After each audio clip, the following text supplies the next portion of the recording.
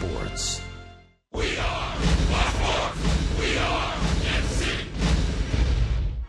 I don't think I've ever been more thankful for the game and my opportunities than I am right now.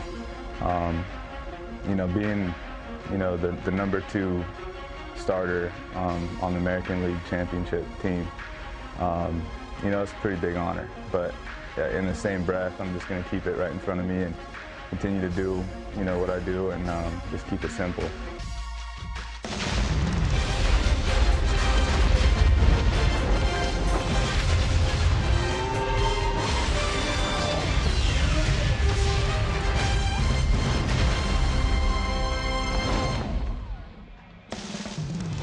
Baseball is presented by Academy Sports and Outdoors. It was only one game, but what a game on Monday. The Royals beat the White Sox 10-1, and now it's game 2 of the 3-game series at Kauffman Stadium. Hi, everyone. Welcome back to the ballpark with Rex Hudler. I'm Ryan Lefevre. Joe Goldberg is coming up.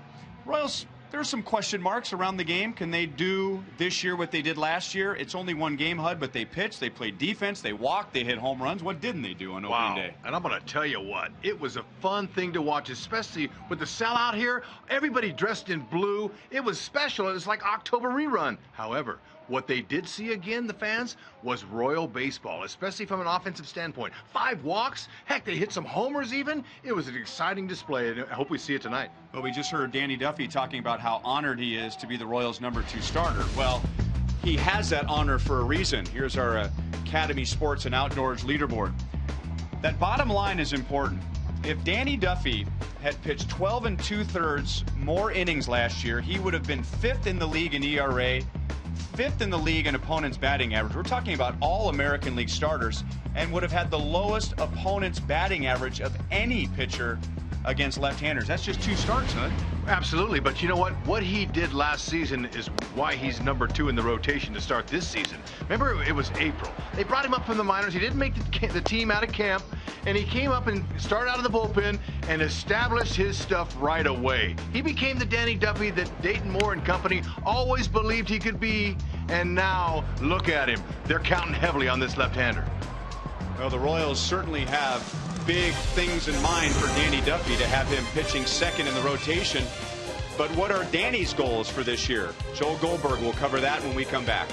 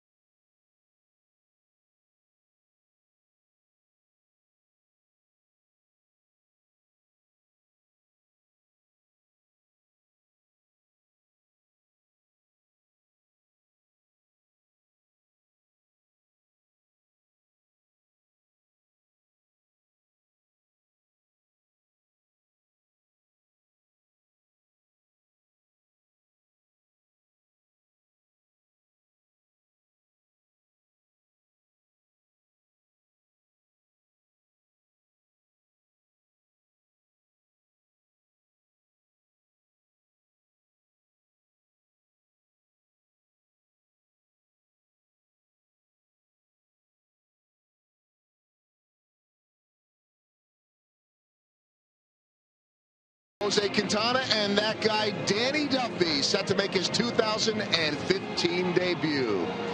Welcome back to Kauffman Stadium. Joel Goldberg out in center field. And for Danny Duffy, this is a big deal being here. Remember last year, he started the year in AAA Omaha. He'll begin the season up with the big league club as their #2 starter. And he has goals for this season, and they involve pitching the whole season. 1,000 innings is the goal every year for the staff. And I've never been to 200. And I'd like to change that. You know, I think my job this year is to get to 200 innings, and I did everything I could in the off season to make sure that my body won't break down. You know, and I mean, it hurt to be hurt in the playoffs last year. It really stunk. But you know, I did everything I could to get my weight back up and you know, try and make it through a full year without going on the DL would be very nice.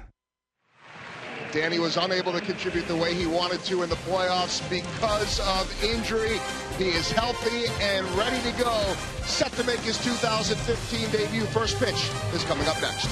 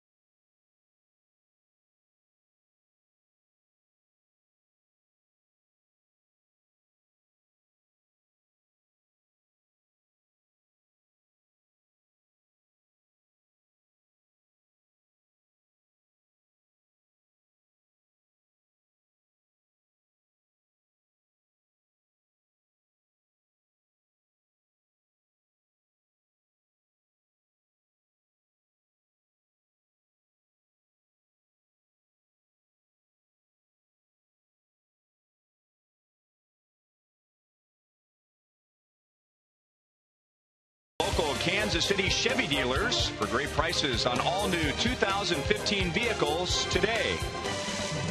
And by the Missouri Lottery, every ticket you play gives back to schools across Missouri, so play it forward with the Missouri Lottery. And tonight's broadcast of the Royals and the White Sox is being broadcast on AFN, the American Forces Network, broadcasting to the U.S. Armed Forces serving around the world on land and on ships at sea. We say welcome, and we hope for at least the next 3 hours tonight you feel a little closer to home.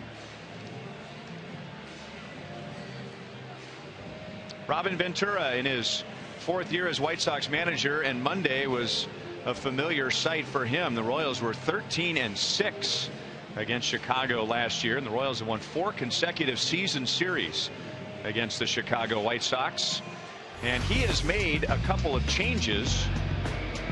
At third base is Gordon Beckham, and at second base Carlos Sanchez. They will bat right-handed. Those changes because the White Sox, as we talked about at the top of the broadcast, will be facing Danny Duffy, who is as tough as anybody, maybe the toughest of anybody against left-hand batters last year. That's right. You see that opponent average 209. I mean, that was excellent. Anytime you're 230 or under. That's really good, especially at that mark. However, they're going to have to figure out Duffy's fastball. He's got to be able to establish his fastball first.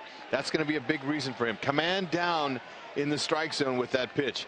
He'd like to be able to get through 6 innings, but he's also going to have to mix up his pitches early. If the fastball's not working and they're hitting it, you better be bringing in that curve and changeup. Right on target to begin the game, according to home plate umpire Hunter Wendelstedt.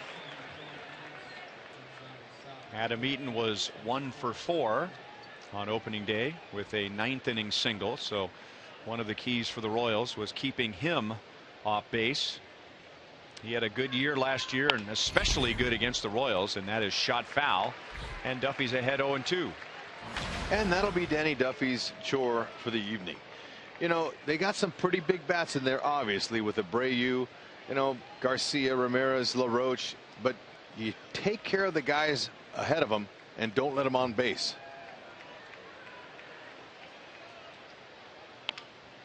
Had him reaching, so there's the breaking ball. Hosmer to the bag, and there's one down. Royals on Monday were errorless defensively, flawless defensively. They also turned 3 double plays, and here's their alignment tonight, brought to you by Ford. How about it? Alex Gordon, 4-time Gold Glove winner. Salvador Perez, Hosmer, those guys all are recipients this year. However, you got Escobar, who's got a chance, and also Kane, Moustakas. There's plenty of good defense and great gloves around that diamond.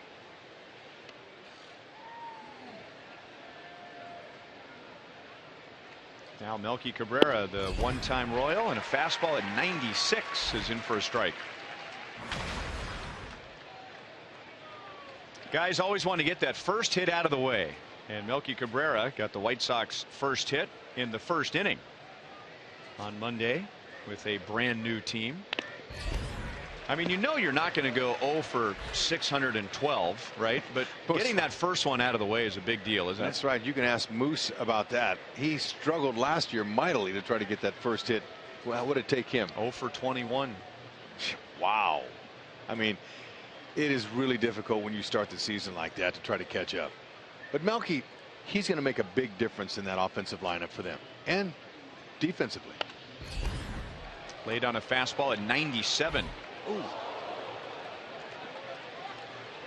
You know, at the K here, when the ball gets fouled back, there's a lot of balls that ricochet off the windows, and some young fan took it in the back of the head after the ricochet. Ouch. He's okay, though. Salvador Perez really wants this pitch down. And it is. Did he go? No. Bob Davidson is the first base umpire, and it's 1-2 on Cabrera. Slider. That's the pitch that he wants to get these guys to swing at, just like that. Melky did a nice job of checking his swing.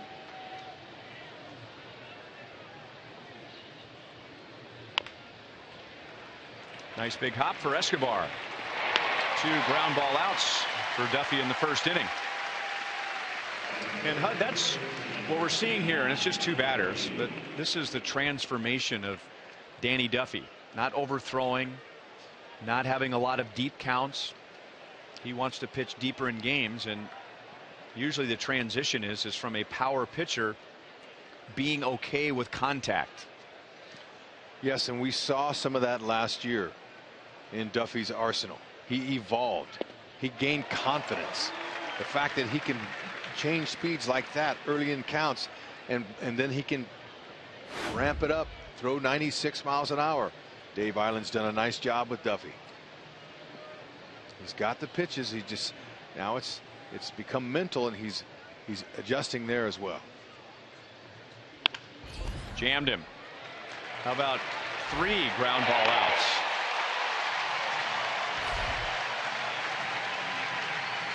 Three up, 3 down. The Royals coming up with Escobar, Moustakas, and Kane. And we talked about Moose's drought last year, not this season, as he homered in his 3rd plate appearance.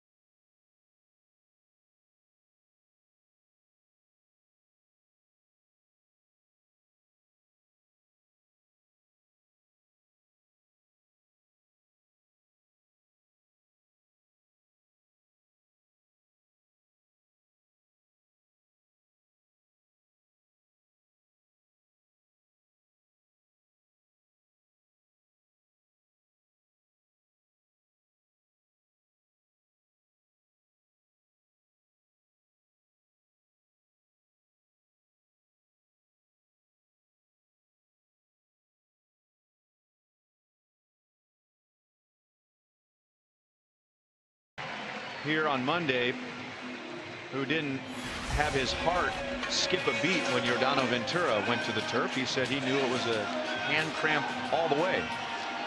Here's the Royals batting order tonight, presented by State Farm. Well, Ned Yost knows his players better than anyone, and he's got a pretty good idea about how the game is run. He is one of 15 major league managers currently that were catchers in their day. That's why there's so many of them. They know how it's done. Royals are facing Jose Quintana, who has never beaten the Royals.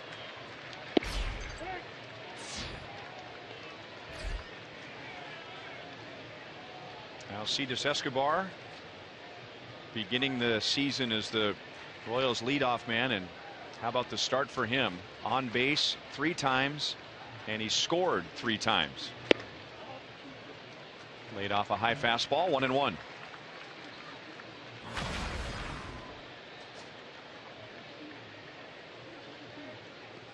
Around the batting cage today, some of the guys were getting on him a little bit about taking a walk in the first game. They were saying, Esky, did you get a walk, or was that a misprint in the box score? And he says, I walked. You watch this year. I'm gonna get more walks. It's always fun, and especially with the Royals, they really are loose. They have a lot of fun. They jaw at each other, and that's part of baseball. You have to have some fun around the cage. Going the other way and hits it foul.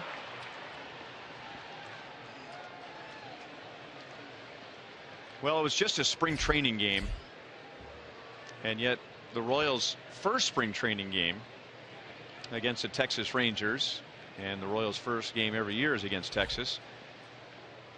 Alcides walked, and the Royals went on to score 6 runs, and we thought that's a good formula.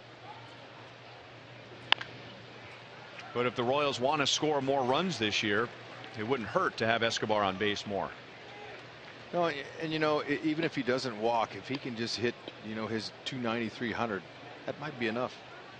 But it's really hard to become a guy with plate discipline if you're not born with it, and you haven't been playing like that. I mean, most guys are aggressive, and he has been.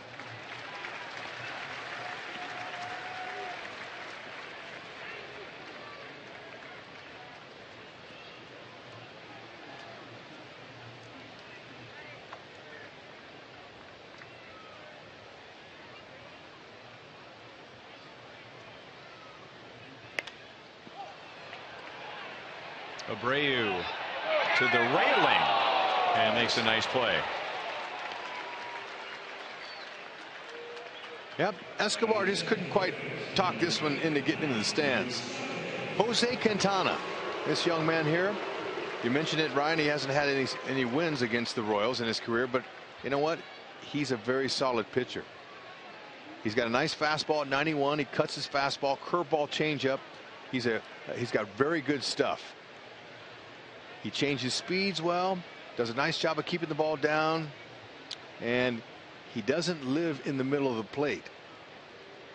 That's why guys have a hard time hitting homers off of him. He mixes them up, and he's not a one-dimensional type pitcher. So his fastball velocity average is around 91, 92.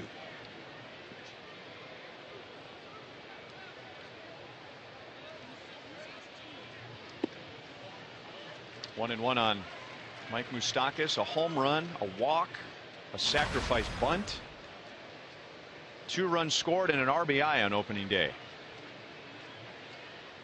and an infield single.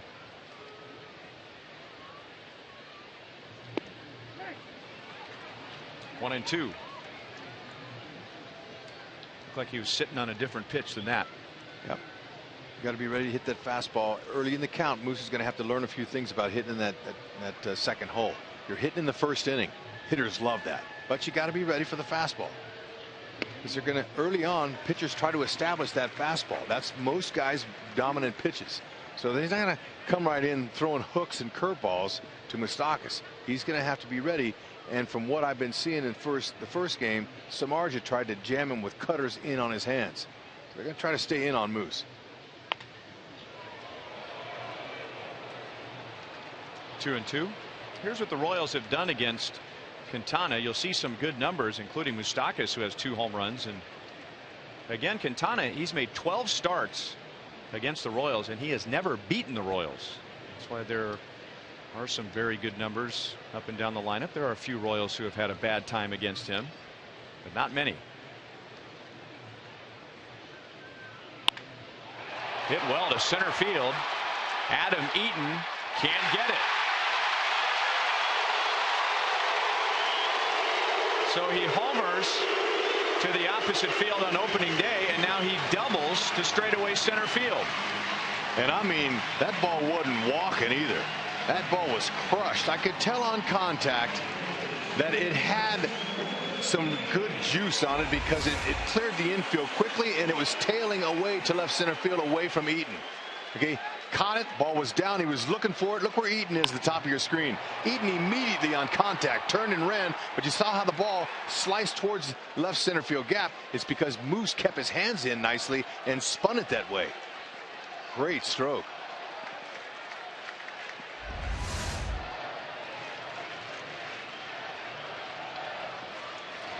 Ooh. And now Kane is hit on the leg, and now remember what happened on opening day. After the Moustakas home run, Jeff Samardzija nailed Kane, and they had a stare-down contest for a few moments. And now the first pitch that Lorenzo sees tonight, he gets hit on the leg. That's a breaking ball that came in, and it way in. I mean, got Lorenzo Kane, and then Samardzija, the pitch after Moose went deep. It was up and in, and you know, hitters are automatically going to think that the pitcher did it intentionally after a home run.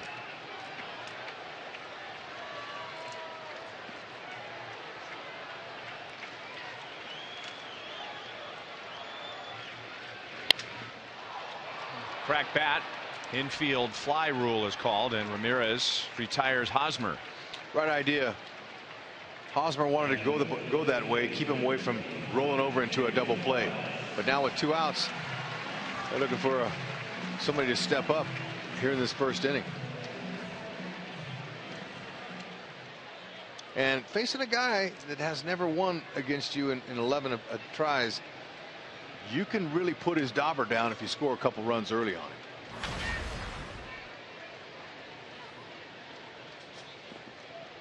Kendrys Morales was on base 4 times opening day with 3 walks and a double. He also scored twice. Moustakas is at second. Kane is at first.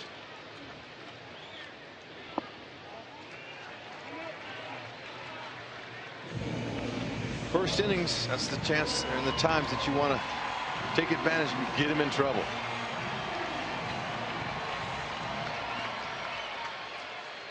Royals on opening day with 2 outs and runners in scoring position, and they have Moustakas down there right now. On Monday they were 4 out of 8. Late on a fastball. 1 ball, 1 strike. That's the pitch Morales didn't want to miss there. But you know, now he's in the game. He's able to gauge his swing against Quintana's pitch.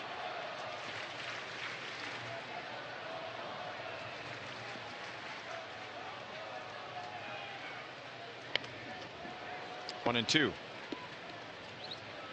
He's one of those guys, they say, is sneaky fast. He's deceptive. You will see swings on fastballs at 93 like you will on fastballs at 97 from Danny Duffy. Yep, that's largely because he has a little hesitation in his delivery. We've seen it before, but he also hides the ball so well that he's got a slow delivery. All of a sudden it just is on you and it explodes quickly. But Morales doing a good job of laying off those breaking balls down.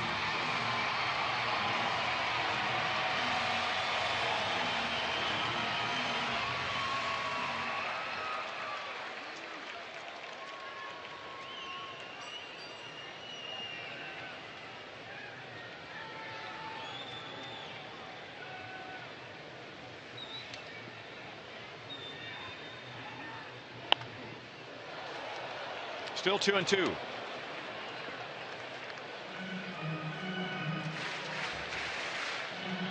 We discussed this during the spring training broadcast.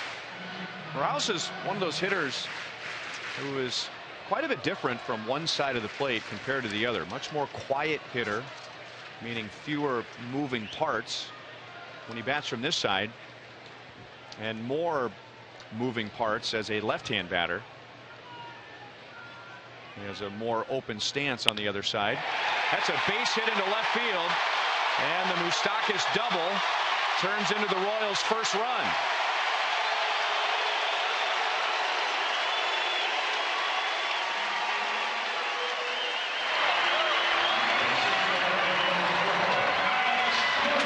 Quintana made a mistake with his fastball. He left it up. Elevated pitches, especially fastballs, they're easier to hit when they're up, and Morales didn't miss it. Quick turn, wasn't trying to juice the ball. With 2 strikes, he just wanted to put it in play. That's exactly what he did. Take advantage of the mistakes, and you'll win as a hitter. You miss those, you're just doing a rats and going back to the dugout. Can't miss them.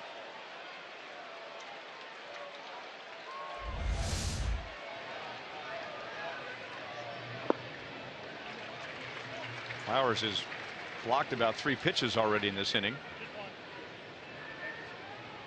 Now looking in for some guidance from the dugout as to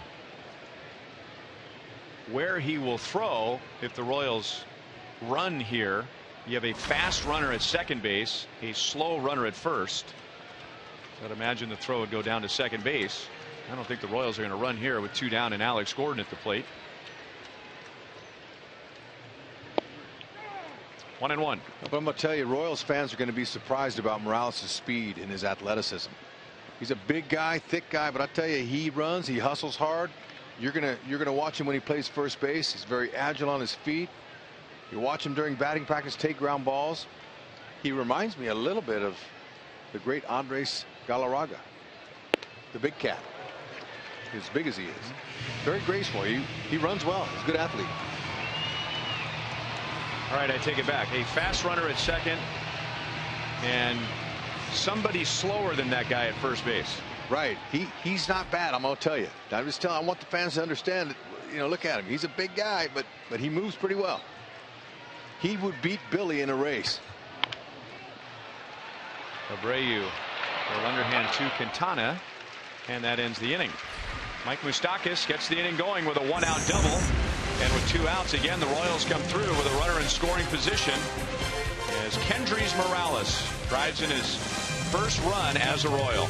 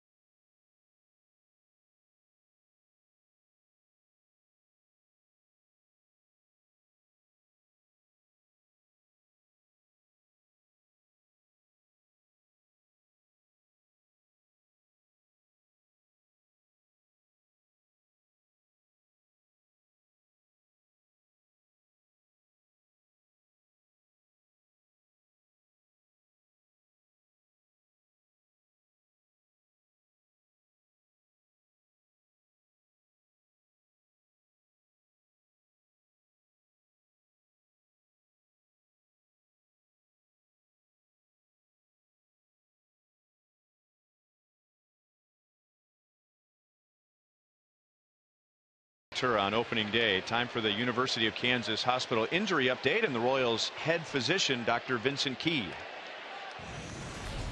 A lot of times you'll get pitchers who have different grips on the ball, and then over time, just gripping, that sometimes it's just like if you work out for 4 hours straight, you get home and you get a cramp. So he's fine. There's no issues at all. Well, I'm glad to hear that, because with what the Royals are hoping for from Yordano Ventura, what he showed them last year with the new contract, him writhing in pain and rolling on the grass in between the mound and first base on Monday, Kauffman Stadium became a 40,000 person library. How quiet it was. Yeah, no, I mean, I didn't think that a cramp could cause a grown man to go to the ground like that, because that's what scared me, was the fact that he crumpled over and acted like there was really something wrong. But I guess there was, but not real severe, not anything that's going to keep him out. 1-2 on Avisail Garcia, White Sox right fielder. 0 for 2 in the game on Monday, and he was hit by a pitch.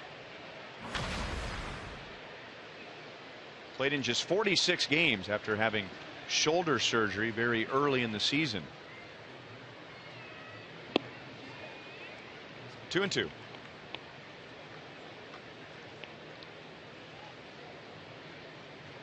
Danny Duffy had a 10-pitch top of the first inning.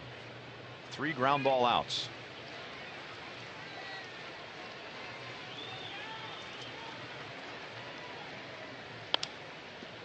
Garcia stays back and hits it foul. Good to see the tarp all covered up on the right field side. Yeah, a lot of speculation about the weather today. Just got a sprinkle, which shortened batting practice. The Royals were able to hit on the field. The White Sox were not, and it did rain here for a little while, but some very heavy thunderstorms just missed Kauffman Stadium to the south and southeast, and now it's turned out to be a beautiful night.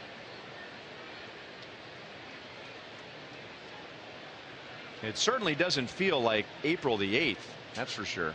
No, you could tell there's some humidity in the air, and a little taste of summer is right around the corner. High fastball at 95. Strikeout number 1 for Duffy. Okay, this is what we were talking about in the first inning, how Danny's able to use his breaking stuff when he needs to, but he's got to establish that fastball, and he has the ability to blow it by guys right there. It looks too good for a hitter, especially with 2 strikes on you, to take on that pitch. So he took it and missed it. See his head pull off.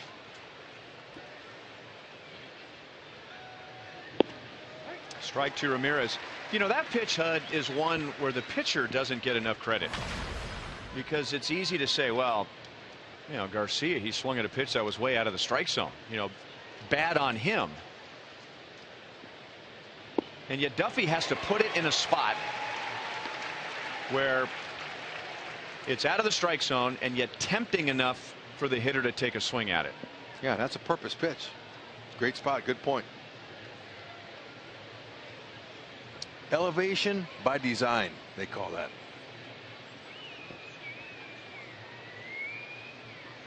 Sal wants a changeup, and he wants it down and away. It is down and in, 1-2.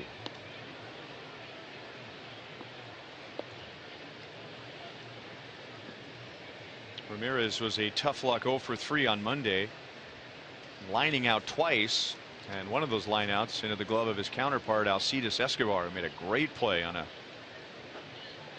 high line drive to short. Out to Infante. Another ground ball out. Well, come out and cheer on All-Star and Gold Glove winner Alex Gordon on Thursdays in his fan section, Gordo Nation. For only $30, you get a limited edition Charlie Hustle brand t-shirt with a seat near Alex in left field. Plus, the first 100 Gordo Nation ticket holders receive an Alex Gordon big head. The next one is tomorrow. That will be a warning, and the Royals are fortunate that it's not more than that. Ooh. Mr. LaRoche didn't like that.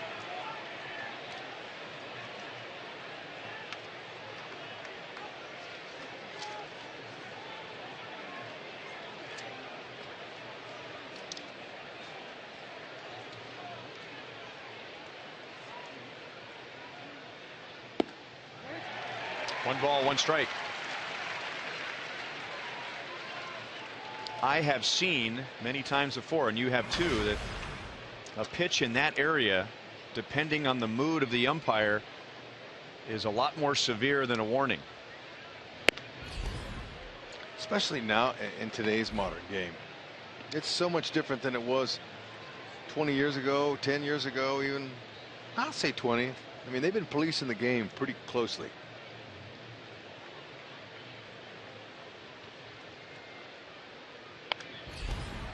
2-2. Let's go down to Joel. Well, guys, I had a chance to talk to the umpires before the game. I said, any carryover from Monday? They said, no. Look, a warning is just like an aha moment. We saw it. There wouldn't be carryover, so what we just saw there was an aha moment. Then he said, look, it's like getting pulled over and getting a warning when you're speeding.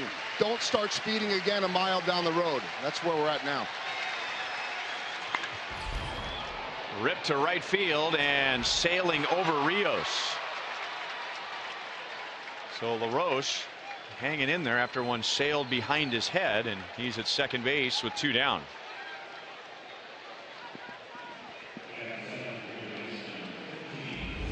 Ball was struck squarely. Fastball down. If LaRoche gets underneath that, that's a homer. You can't square a ball up better than that. And when somebody throws behind you like that, you tell yourself as a hitter, oh yeah, I'm gonna nail you. I'm gonna get you good. Give me something good to hit. And so really it puts a log on the fire when sometimes you don't need it. Key is, if you're gonna do something like that, first of all, you don't throw it up and around a guy's head. I'm sure Danny didn't mean to do it like that, but if it is a retaliation pitch, usually it's below the waist and down, and you take care of it on the first pitch and you don't miss. That's where you get into trouble. Gordon Beckham with a runner at second, two down.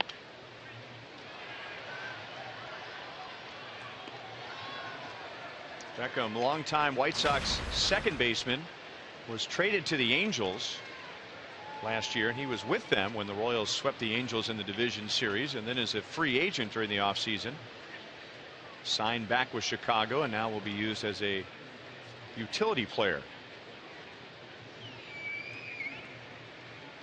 or a super utility player. One ball, one strike.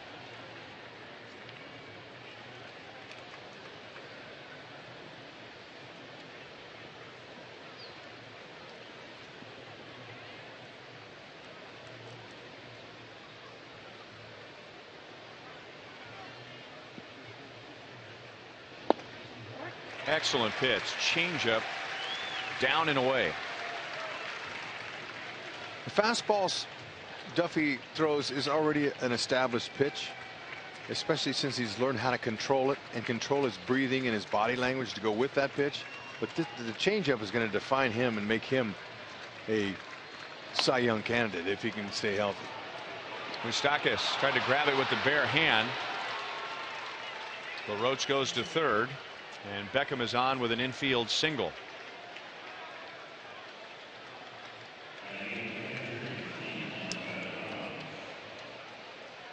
Beckham, a veteran, doesn't run as well as he used to. Moose had more time. If he gloves this, he throws him out. Did that ball kind of kick to his right? It looked like it did. Maybe, yeah, it looked like he was going to try to line that up to glove it, but I think it did. Let's just take another look at it. Yeah, that bounce right there. See how he had to alter his path to the ball. That kind of took the glove hand out of the play. Seeing that angle, you're correct.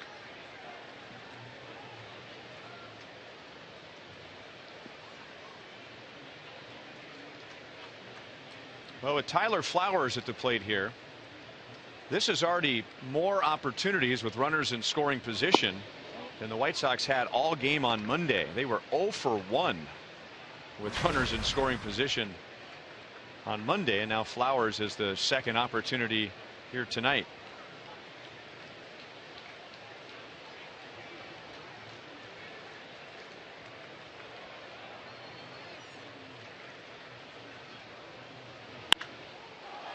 Very high in the air to left field. The wind is blowing out that way.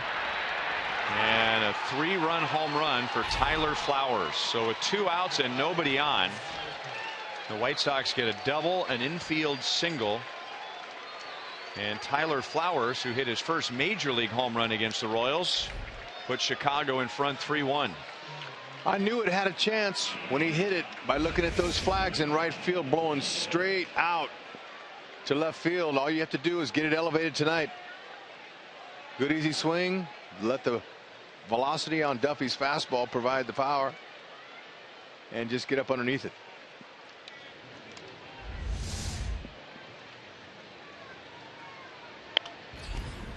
Carlos Sanchez fouls it away.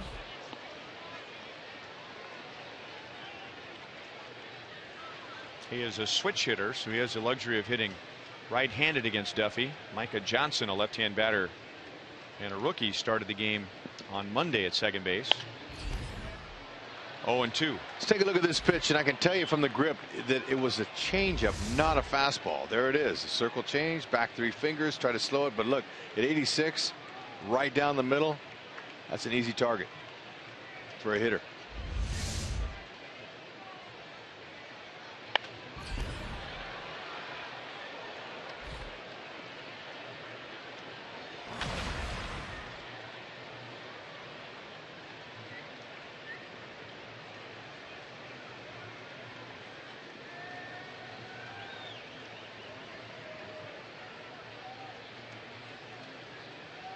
This will be the 25th pitch of this inning after 10 in the first.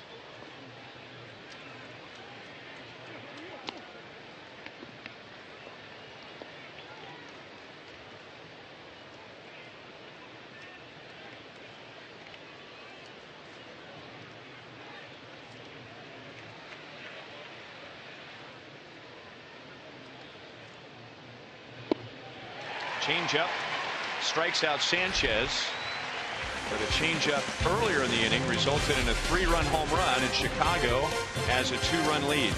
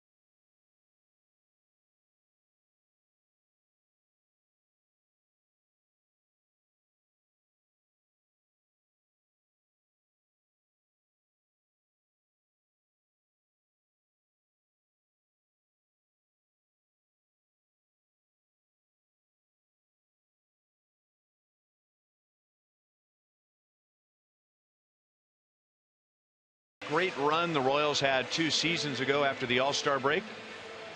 Our Toyota League leaders shows us that only the Dodgers and the Nationals in the National League have more wins since that All-Star break than the Royals. The Royals the most in the American League with 133.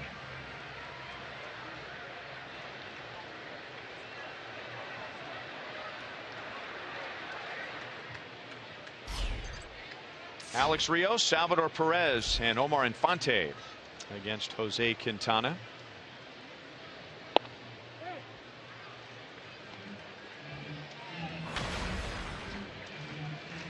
Rios in his Royals debut, all he did was come up with 3 hits, including a 3-run home run, and had a stolen base.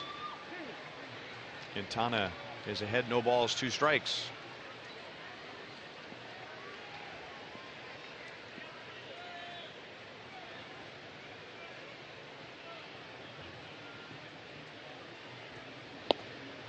Three-pitch strikeout for Quintana, and that is his first strikeout.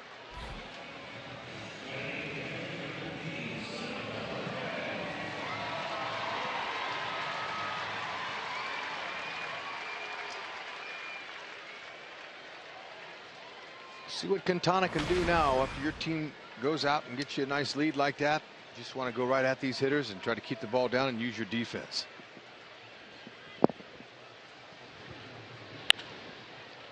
Just foul off to the first base side. 0-1 on Perez. Defense is a good question. What kind of defenders will Robin Ventura have in 2015?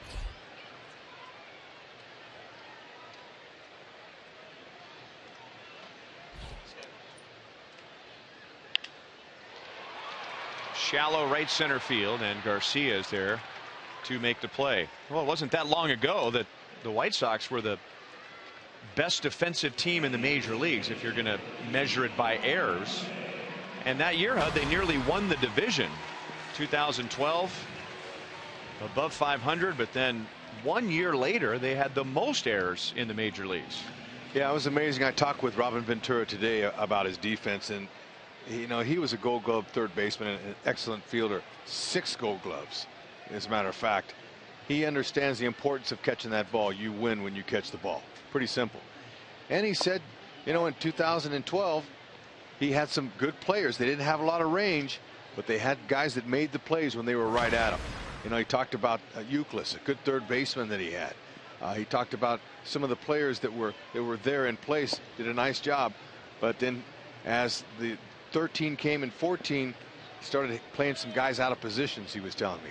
He had Diaz in center field, and he's not a center fielder. He's more of a left fielder. They had Viciedo. They had problems in the outfield. Guys couldn't track the ball. They were dropping balls a lot. So it was pretty interesting how when they redid their roster this year, they went ahead and got some defensive players. They're more versatile. Bonifacio they picked up. He could play a lot of different positions. Beckham's playing third tonight. He mainly was a second baseman for him in the past. B.J. Shuck, he's a guy who can play different outfield spots. So it's a different defensive team for Ventura this year. He's hoping for the best. Good swing, good play. There you go. He was playing him in, looking for that. So right on cue, the White Sox make a good play on defense, and Chicago leads 3-1 at the end of 2.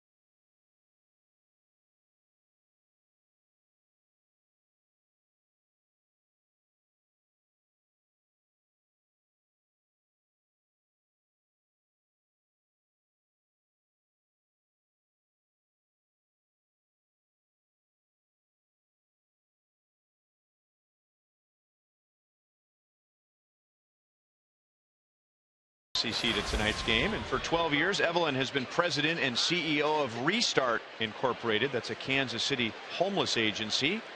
And throughout her time there, she has secured funding for permanent housing, dramatically increased their budget, and received contracts from the Veterans Administration to house homeless veterans. She and Restart have been recognized with numerous awards. There's a great seat in the House tonight, and deservedly so.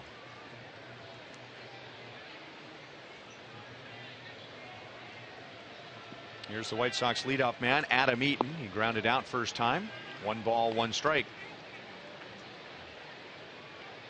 Danny Duffy retired the first 5 tonight, and then with 2 down and nobody on in the second inning, Adam LaRoche doubled. Gordon Beckham reached with an infield single, and Tyler Flowers hit a 3-run home run. Little bit low.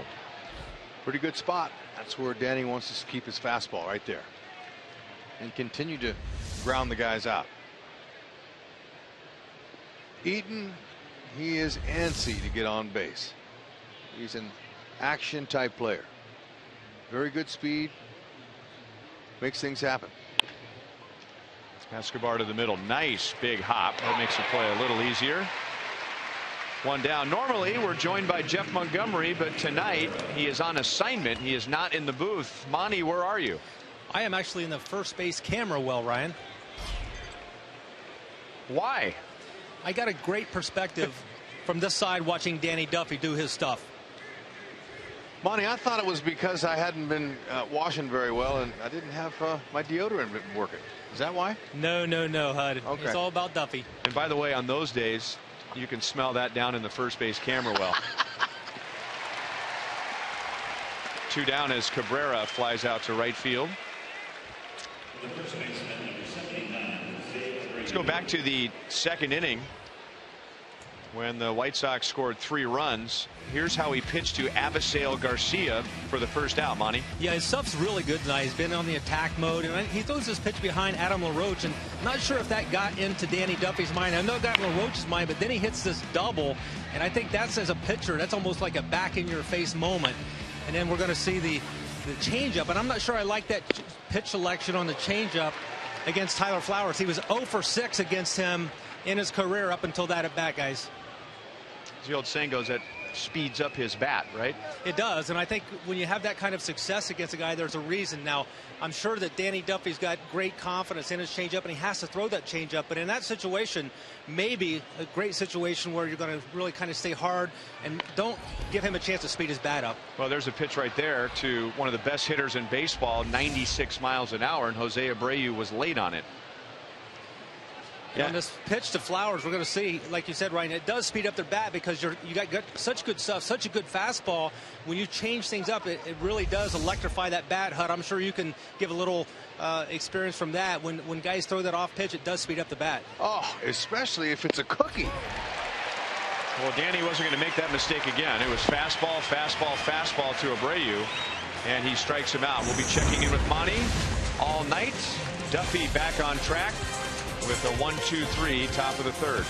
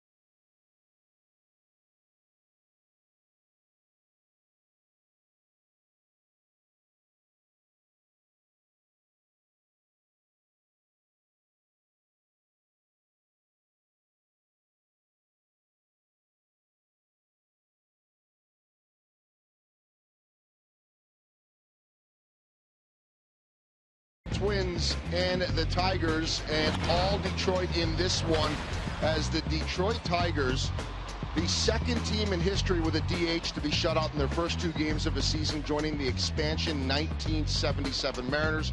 Other news, Joe Nathan going on the disabled list today, but the Tigers are 2-0. As Alcides Escobar leads off, guys, he says he loves being in that leadoff spot. 6th leadoff man for the Royals on opening day in the last 7 years, but the first ever in team history to have 3 runs in the leadoff spot on opening day. Esky loves the extra plate appearances. Well, here's one for you guys. You know, they say about a leadoff hitter, as he rolls it out to Ramirez, some think that is overrated leading off because, you know, typically you only lead off once a game. Do you know that Alcides Escobar has led off an inning in all 7 of his plate appearances so far this year? That's really weird.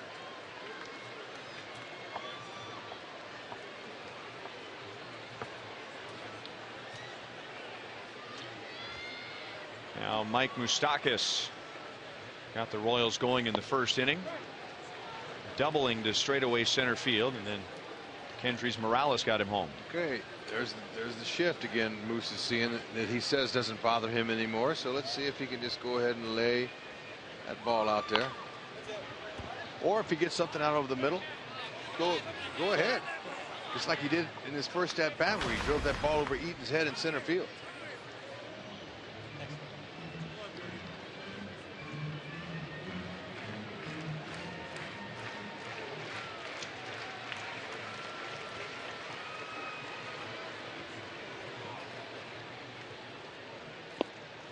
One ball, 2 strikes. Monty, Jose Quintana is not going to win any contest with Danny Duffy when it comes to the radar gun, but what makes him so deceptive? Well, Ryan, one thing I think he does a great job of, he gets ahead with his breaking ball. He's able to throw that breaking ball for a strike. Good hitters oftentimes are not going to really get themselves out or swing at that pitch, and he saves a really good, the put away breaking ball when he has 2 strikes on hitters. So then he tries to expand the strike zone. But a guy that doesn't have Danny Duffy's stuff, but he's composed on the hill. So you're saying he will almost give the hitter a false sense of security that they know what his breaking ball looks like early in the count, and then he gives him a different look. Right, he uses his get me over breaking ball early in the count and his finish breaking ball when he's ahead in the count. Now the fans are screaming for an ejection because the White Sox have been hitting the Royals left and right, and we have had a warning issued tonight, but I got to give the home plate umpire Hunter Wendelstedt some credit. It would be very easy to get caught up in the emotion here, Hud, but the count was 1-2. I don't think he wants to put Mike Moustakas on with the middle of the order coming up. No, and like I said earlier, when Duffy threw that ball over and behind the head of Adam LaRoche, had he hit LaRoche right there with that location of that spot, it wouldn't have been a big deal. I mean, he may have warned him, but at least he would have hit him, if that's what you're trying to do. What do you think, Monty? Well, I'll tell you one thing, it's hard to hit a batter to start with. It's really more difficult to hit a batter with a breaking pitch or an off pitch. So if he's able to do that, I got to give him a lot of credit for his control with that pitch. He has also hit Lorenzo Cain, and Cain was hit in the game on Monday. Lorenzo hit on the left leg in the first inning tonight. Monty, you know, there's so much gray area between a pitcher throwing at a hitter and hitting him on purpose, and then sometimes when it's an accident. You know, talk to us a little bit about that, Monty. And you know, you were a closer, and so you didn't have much room. You didn't want to put anybody on base. But were there times when you said, you know what, I'm going to get this guy? Well, sometimes you just have to pick your spot. It may be the following season, it may be in spring training, but one thing you can't do is allow this retaliation to take care of what is going to affect the game. Well, they put Moustakas on base, and now Lorenzo Cain has a base hit, and the Royals have 2 on with 1 out.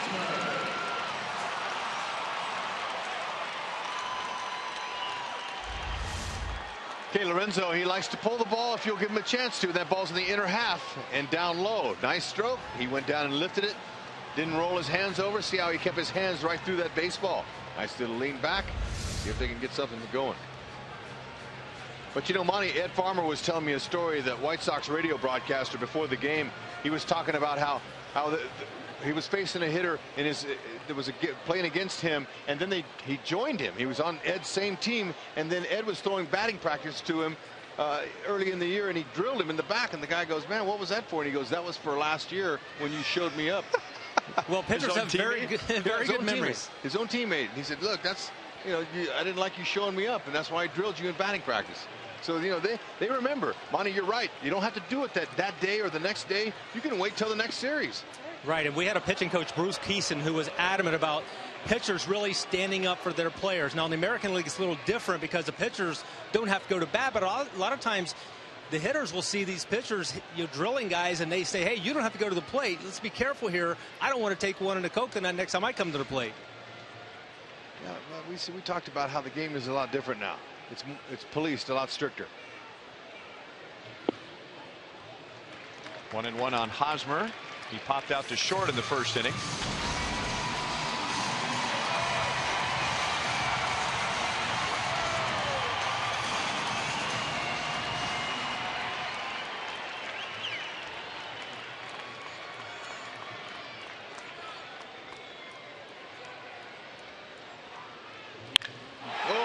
Blasted deep right center field. 3-run home run for Eric Hosmer.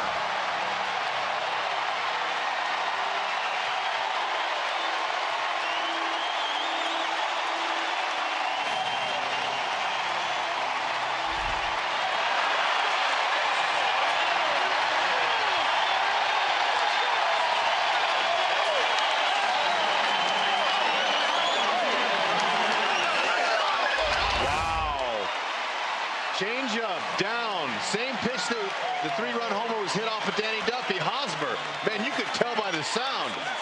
Pass out the earplugs. That ball was loud on the line. Right center field. A deep part of the field here at Kauffman. Well, I will say this. Intent or otherwise, hitting a batter tonight has not been a good idea. Because both times, 2 batters later, someone has hit a 3-run home run. Good sign for Eric Hosmer. Hitting a home run early. Yeah, that's a payback, but you know what, though? That's controlled swing there. That's one of Eric's nicest swings so far, and I was just getting ready to say he's been chomping at the bit to do something for his team, and there it was.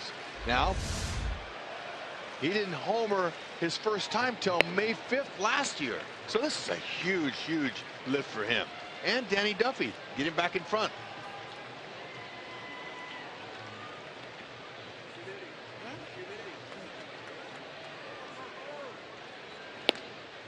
Two and two on Kendrys Morales. He drove in the Royals' first run with a 2-out single in the first inning.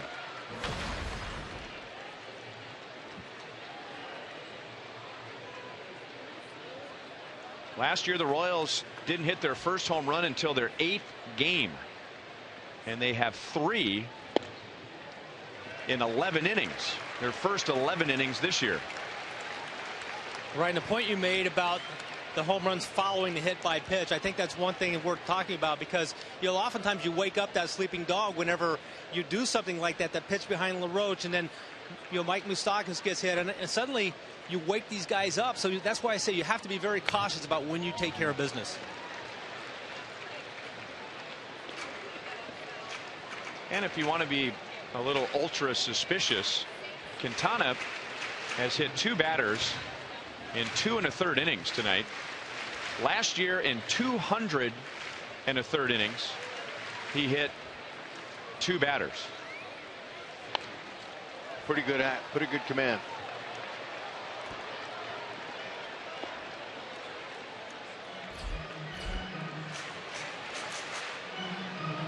Both pitchers who have had a rough inning throwing a lot of pitches. 20th this inning for Quintana.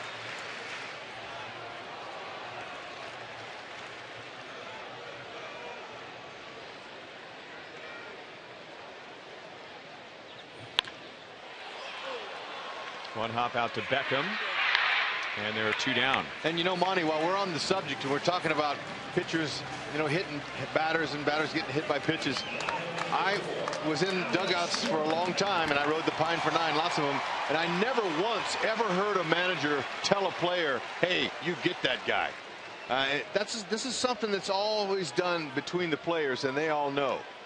And you know, you were out in the bullpen most of the time, but I can tell you, being in that dugout, I never heard the command come from the skipper. Well, it was not unusual for that bullpen phone to ring and say, guys, do you see what's going on out here? Our best player has been on his back 2 or 3 times during the course of this game. Intentional or not, we can't allow this to happen. We have to protect our guys. Yeah, and now sometimes the manager might call somebody down in the tunnel, but it was never, ever done out in public in the dugout, because there's so much talk going on, and, you know, media is talking, and, you know, it could leak out or something. So managers are really, really careful whenever it comes to throwing at guys.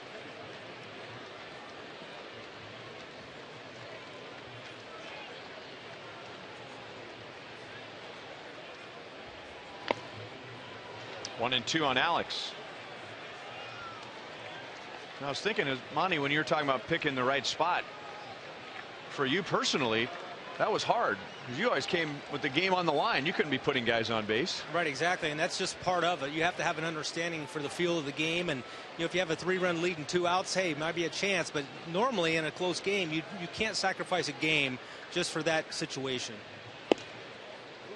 A little bit inside, 2 and 2 on Alex.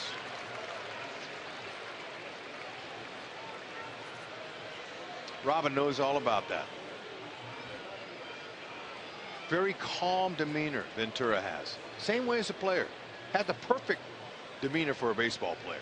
Never got too high, never got too low. Always just stayed real calm, almost emotionless. That's into the right field corner. And off the side wall, it's foul. That's how strong Alex Gordon is. The majority of major league hitters who hit the ball in that part of the bat, that ball gets about halfway in between first base and the foul pole. It broke his bat, and he still almost had home run distance. Yep. He's a machine. Look at how ball hit way up in on the handles, close to his hands, and, you know, your bat's not going to withstand that. And he almost took it deep.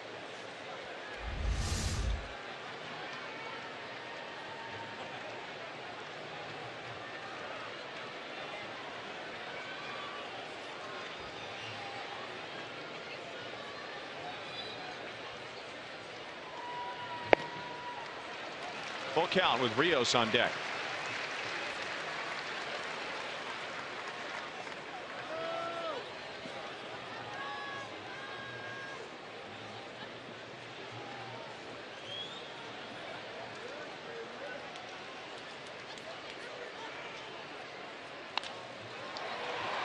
Now going the other way, and that's foul.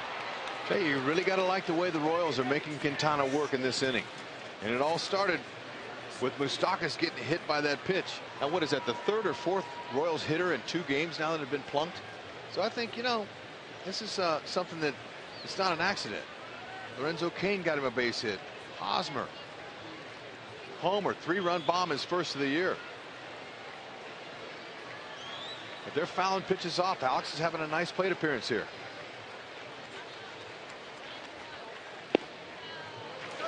And on with a 2-out walk. And as Alex goes down to first, your Kansas City Honda dealers bring you the most trusted player of the game, brought to you by the most trusted brand, Honda. Alex Gordon, most consecutive years with at least 150 hits, at least 70 RBIs, and at least 80 runs scored. Look at that company. Miguel Cabrera, 12 in a row.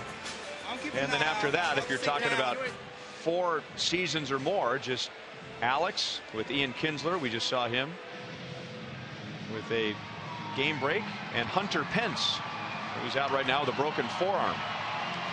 Yeah, it's too bad too, because he likely won't have a chance to be in that category this year.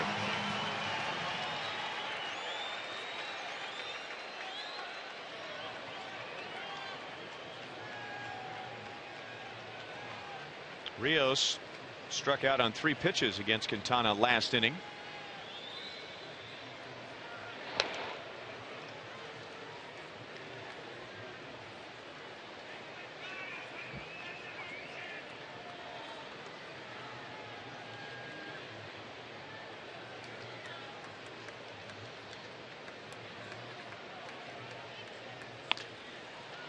Out to Ramirez. That's in time to end the inning. So the White Sox in the 2nd inning hit a 3-run home run. The Royals in the bottom of the 3rd inning have their 3-run home run as Eric Hosmer puts the Royals back out in front.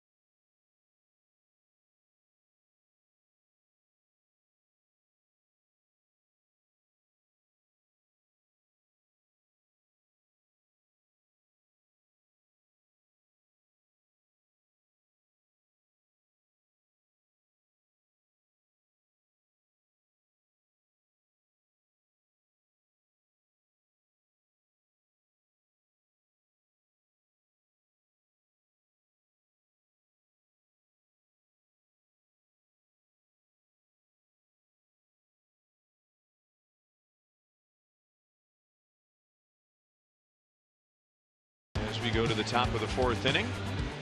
This season, for the first time, every Friday home game is now Buck Night, presented by Visit KC. Stock up on $1 hot dogs and peanuts while you enjoy the boys in blue. The first Buck Night will be next Friday against Billy Butler and the Oakland A's. For tickets, go to Royals.com/fan-value or call 1-800-6-ROYALS. How about that? Every Friday home game is now a Buck Night. Great deal. Best deals in all of baseball. You see what Billy looks like in white shoes. Abisail Garcia struck out first time, and now he drills it into left center field, and Cain's going to have to run to the wall to get it. Garcia, big man who runs well, but Cain gets it back to the infield and holds Garcia to a double. Garcia was one of the players that Ventura was talking about this afternoon when I was in his office about defense. Now, he only played 40-something games last year because he hurt his shoulder diving for a ball. But we're not talking about his offense now, but Ventura was talking about his defense and what a good athlete he is. He runs well, he takes good roots to balls, and they're looking forward to him staying healthy. He thinks he'll be a big part of their defense. He already made a nice play, Robin Infante on a line shot there to finish the inning a couple innings ago.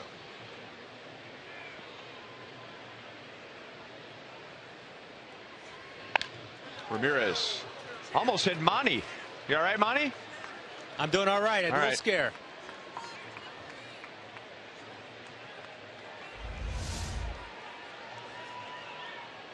Okay, here's the pitch right here to Abisail. Fastball out over the plate on the inner half. He was ready for it. Elevated again. Fastball command important, and changeup command obviously. 0-2 on Ramirez. Monty It's a lot different down on the field, right where you are, the game action, how fast it is, huh? Well, the closer you get to the field, the faster the game action is, and certainly it is very, very quick action down here. So, okay, Monty, it's coming at you. Yeah, you got to be ready, man. Monty, come on. I mean, that's rule number 1. Keep your eye on the ball. Well, I had a mosquito in my eye. Oh, okay. No, I think it was the bling from that new ring you're wearing. Isn't that nice? Oh, are you kidding? Monty, what a thrill it was yesterday in that off day to be able to come to the K and be a part of their organization as the organization got rings. Rex, I tell you, I've been coming to this organization since 1988, and yesterday was one of my happiest days getting this ring. It's beautiful, Monty. Show it a little closer to the camera, please. Right there. Beautiful. Not bad for a second place ring, huh? Wow, they did it right. Hats off to the Glass family and the entire Royals organization for the job they did on that. Better believe it. The box that they came in was almost as impressive as the ring. It had little LED lights in the top of the lid, and when you lifted it up, it lit up the ring. It was coming out of that box.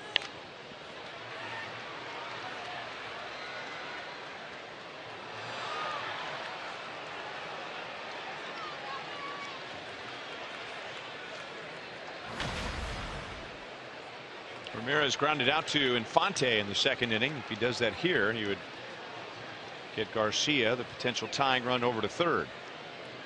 And he's trying to shoot that ball to the right side. He's trying to play a little fundamental baseball here.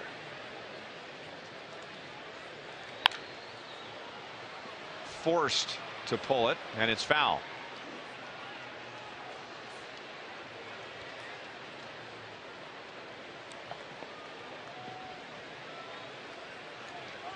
Guys, one thing we'll keep our eye on during this inning is Danny Duffy. To see if he goes to more off-speed stuff. He's maybe getting a little fastball happy, especially early in the counts. And see if he starts to mix it up a little bit more early in these counts, because a couple nice swings now on his first pitch fastball. And there is a changeup. Still 0-2. Well, if you go by the last column there, opponent's batting average, 259 isn't bad. A lot of pitchers will take that with any pitch, but that is clearly the highest number for Danny Duffy if you're looking at fastball, curveball, change. I mean, the league does almost nothing against Danny's fastball and curveball. What impresses me there is the low batting average on the fastball, since that's the pitch that most major league hitters like to swing at, and those are they put those balls in play a lot. Tells you about the life that he has and the fact that he can command and elevate it. There's a circle change.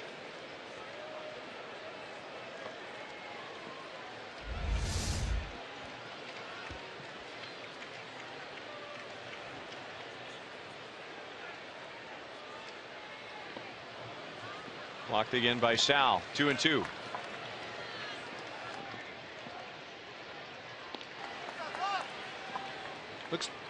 Looks to me like Duffy is really concentrating on not giving up a base hit. He's trying to purposely keep that ball down. So if Ramirez does hit it, he hits it at one of the fielders. So sometimes, though, when you try too hard not to hit a certain spot, that's when you do. So he needs to continue to throw the ball. There you go. 10th pitch of the at-bat. Duffy wins it. A pop-up and no advance for Garcia. Monty, can you talk a little bit about that? When a pitcher's trying to aim the ball, you know how sometimes it backfires and you give up mistakes. Yeah, you definitely have to stay within your game. You have to be really consistent. You have to repeat that delivery, especially in situations like Danny Duffy just found himself in. Nobody out, man on second base. You have to find a way to get him out, either a pop-up or a ground ball to that side, to eliminate the opportunity for that runner to advance, and especially in a one-run ball game. That was a great pitch he just threw. Get that pop-up.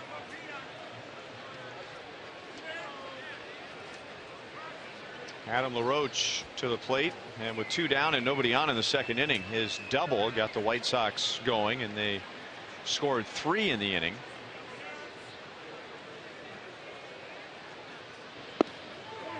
Good hard breaking ball for a strike.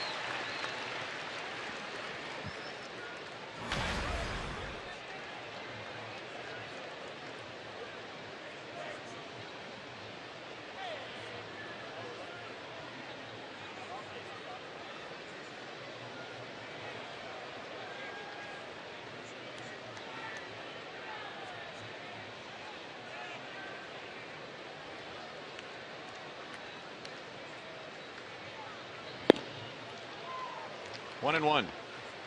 Monty, clarify something, especially for the young pitchers listening tonight that think their job in a Little League game is to aim for the catcher's glove. And yet at this level, we talk about how it's bad to aim the ball. Right. You have to let the ball go. When you start aiming the ball, you kind of get out of your mechanics. You get out of your delivery. And I think more important, you have to finish pitches. And when you aim the ball, you don't finish. And finishes are one of the most important elements for your mechanics as far as getting the action, getting the life you need on all of your pitches. So another way of putting it being, when you aim the ball, you're aiming it for your target, but when you finish, you're throwing it through the target? Exactly. That's what I always try to do, is throw the ball through the catcher's glove. And if you do that, you don't aim it. You really finish. You get your hand through the ball, and then you get that life in the action. This time, Duffy gets LaRoche with a knee buckling breaking ball. LaRoche didn't agree with the call, and that's Duffy's fourth strikeout. Yeah, it's a nice bender. See how the finger's on the side, a little snap, catches the part of the corner. Salvador Perez does a nice job presenting that ball. Locked up LaRoche. Good pitch. Duffy relying on the strikeout.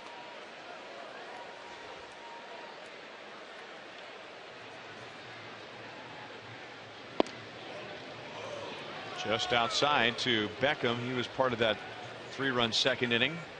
Just making contact with 2 strikes and hit a little dribbler toward Moustakas. It took an awkward hop on Moustakas. Beckham on with an infield single right before the Tyler Flowers 3-run home run.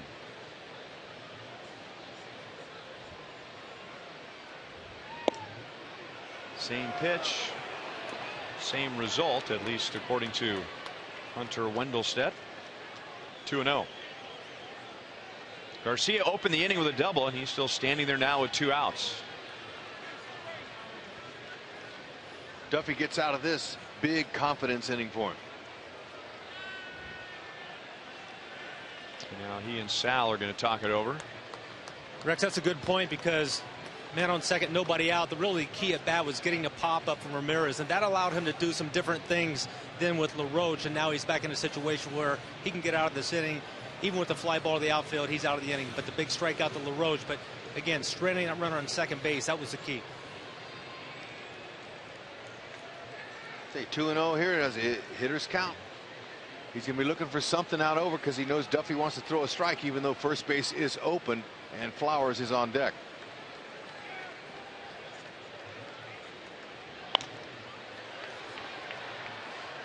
Two and one.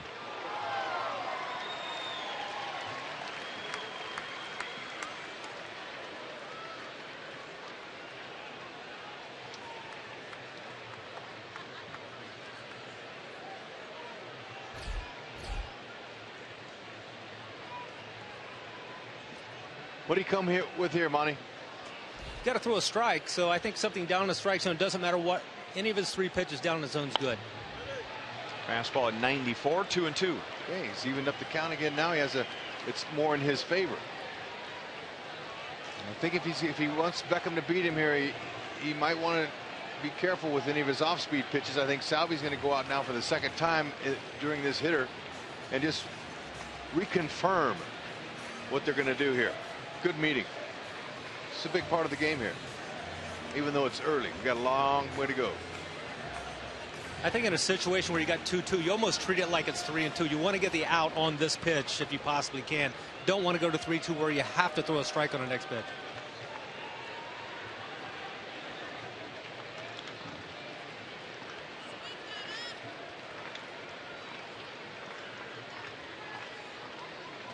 Connie, why do they talk there as opposed to Sal just putting signs down and Danny either nods or shakes his head? Why the conversation? Well, I think Salvador likes to get a good feel for what his pitcher's going through his mind. If he's got any input, he wants to hear it right there on the mound instead of guessing from behind the plate.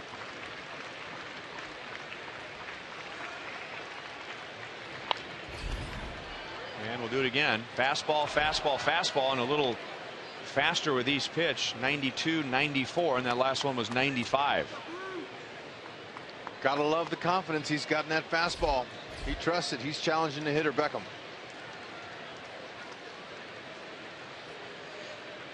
Like we saw earlier on the changeup where it sped the bat up. Be careful with those off-speed pitches. Stay hard.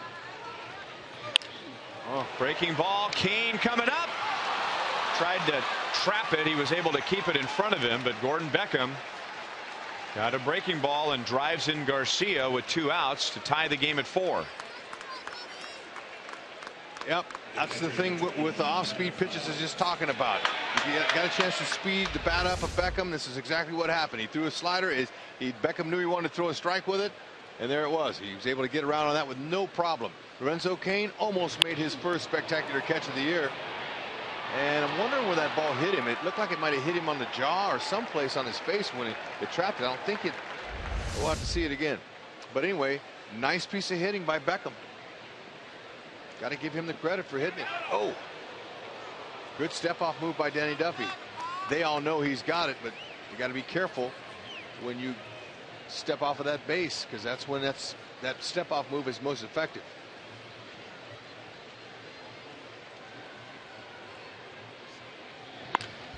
Flowers hits it hard again, but the Royals, with a good scouting report, had Infante up the middle to make the play. So Beckham with 2 outs drives in Garcia to tie the game.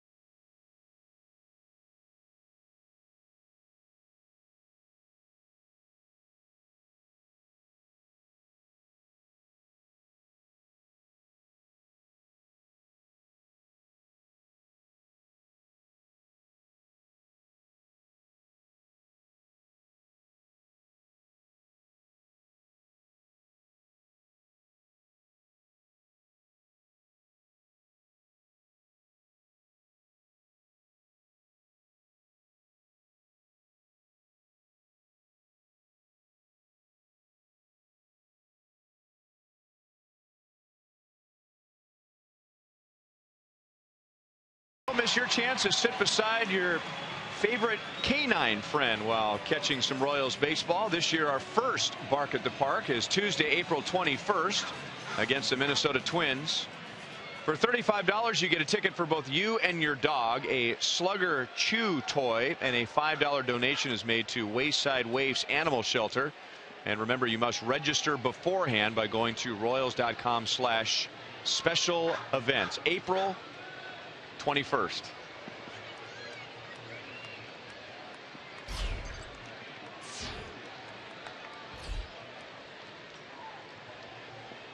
Salvador Perez leads off the bottom of the 4th inning, and Quintana just misses inside. Sal flied to right in the 2nd. On opening day he had 2 hits and an RBI, driving in the first of 10 Royals runs against Samardzija, Jennings, and Drabek. Off the inside of his foot, 1-1. Hey, Lorenzo Cain on that play, I thought it might have hit him in the face, but whenever you leave your feet, you got to make sure that that ball stays in front of you. Okay, missed his glove, hits his shoulder, then his cheek.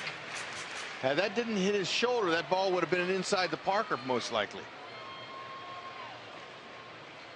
But a great job, though, of making the attempt to glove it and then to keep it in front of you.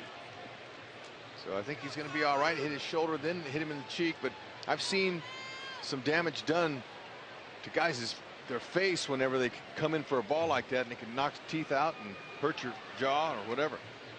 Happy he's okay. Nice stroke. Breaking ball stayed up, and Sal was on it. After the White Sox tied the game, the Royals had the leadoff man on in the bottom of the fourth.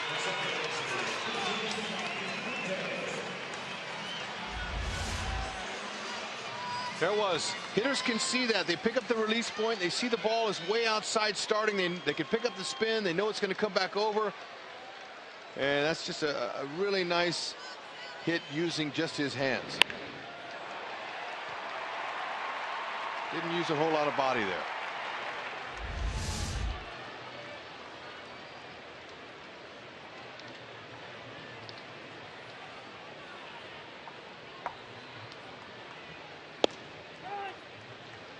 Omar Infante takes a strike. I had mentioned that Alcides Escobar has 7 plate appearances to begin the season, and all 7 have been leading off an inning.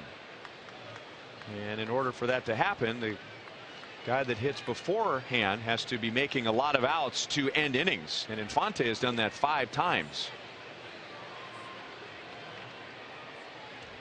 A couple of those outs have been line outs. Well, I like Escobar's chances here of not leading off the next inning. Nobody out. Infante lined a good ball last time up to the right fielder. Garcia made a nice play on him, and Garcia's playing in the same spot, way shallow, not respecting the power that way of Infante. You see how close in he is. That's right where he made that play last time.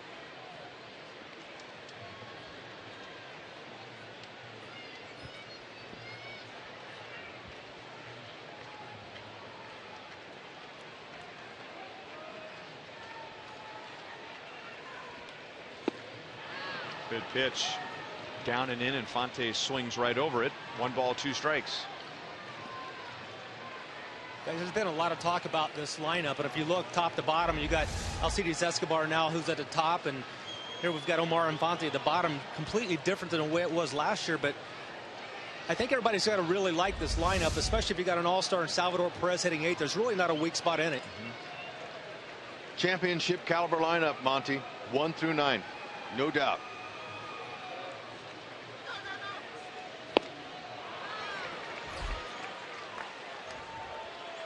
That's Quintana's 2nd strikeout tonight. 1 down in the 4th inning. And I'll add to Monty's point. I mean, Alex Rios is hitting 7th. Just a few years ago, he had 25 home runs.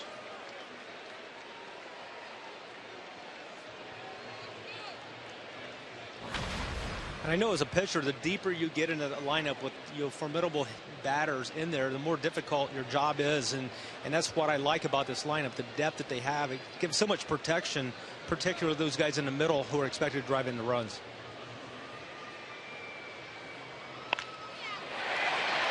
Into right field, fair ball.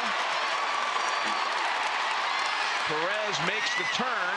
Escobar is safe at first, and they're runners at the corners with 1 out.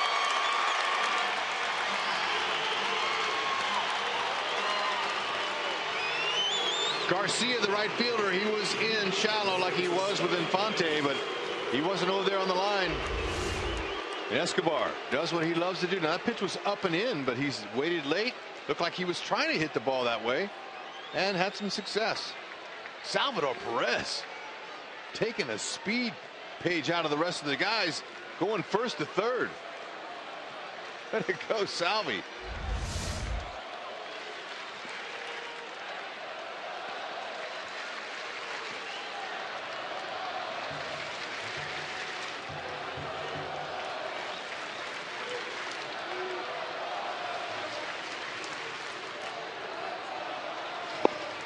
Fastball for a strike 2. Mike Moustakas. Now the White Sox can't shift too much here because they'd like to be able to turn a double play and a ground ball, but for the most part Mike Moustakas has made his point. I mean, they are straight up infield and outfield. Yep. And hitting coach Dale Swaim, he knew that if Moose would continue to hit like he did towards the last part of spring training, they wouldn't be able to play the pull shift on it.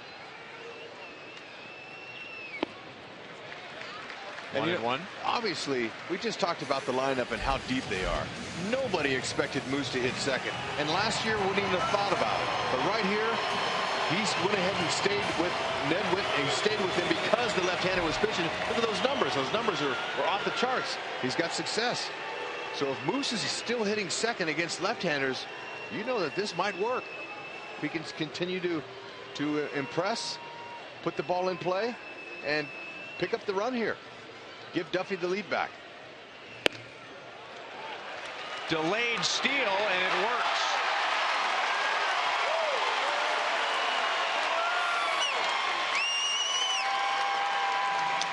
Talking with bench coach Don Wakamatsu today before the game, he was really impressed, Wakamatsu, with Rusty Kuntz. Rusty Kuntz is directly responsible for every stolen base that the Royals have. That was the delayed steal, another arsenal that Rusty teaches his runners. Ned doesn't give any signs to steal. It's all up to Rusty Kuntz, the best base running instructor there is, and if as a first base coach. Escobar had 31 stolen bases last year. On the ground, Perez to the plate, throw to the plate, and Perez tried to slide to the outside, but Flowers tags him out. 2 down, and Escobar goes to third. Boy, you gotta like Abreu, the first baseman there, taking a chance with his bare hand. He had plenty of time to glove that and make sure, but he made it look easy. Looked like he knew it was going to happen all the time, but whenever you barehand a ball like this, on a short hop even, you're taking a chance.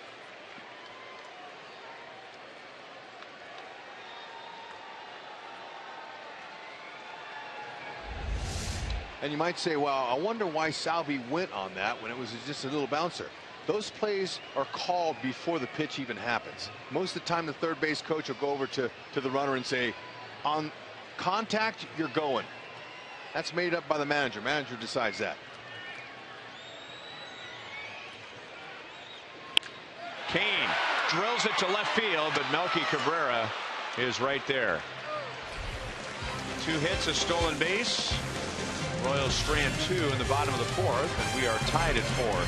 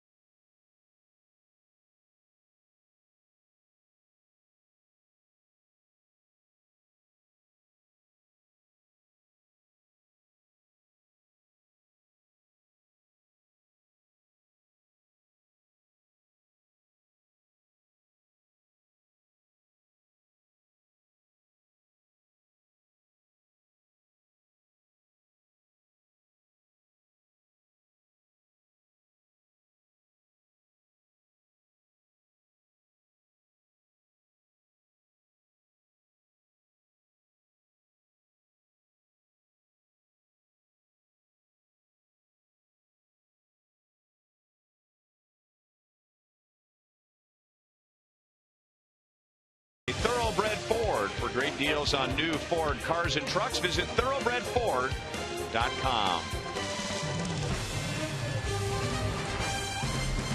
Man, We had great weather for the first 2 home games. Temperatures in the 70s and a lot of rain in the forecast tonight. And most of that rain missed Kauffman Stadium. We haven't had a drop since the game has started, and just a pleasant night. Danny Duffy has allowed 4 runs, 5 hits. Jose Quintana has given up 4 runs, 6 hits. And a little bit inside to Carlos Sanchez. Rain is not completely out of the forecast, but always good to look down the line and see the tarp is covered up.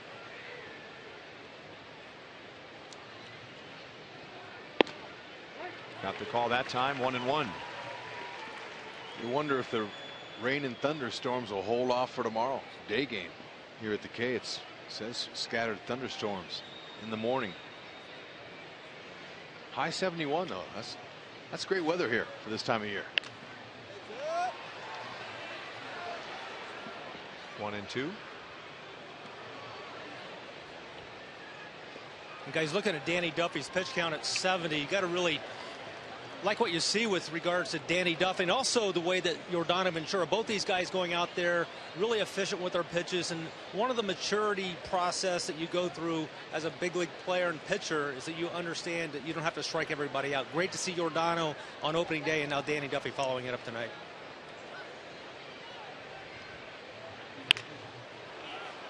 Into right center field, Sanchez is on to begin the 5th inning.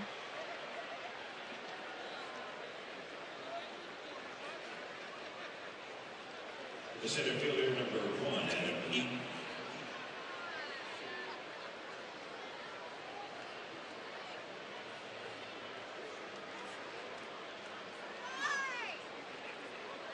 Adam Eaton has grounded to first, grounded to short. 1 for 6 in the first 2 games. White Sox didn't do very well against the Royals last year, but Adam Eaton did with both hits and walks. On base percentage was right around .440 against the Royals last season. They had a tough time keeping him off base.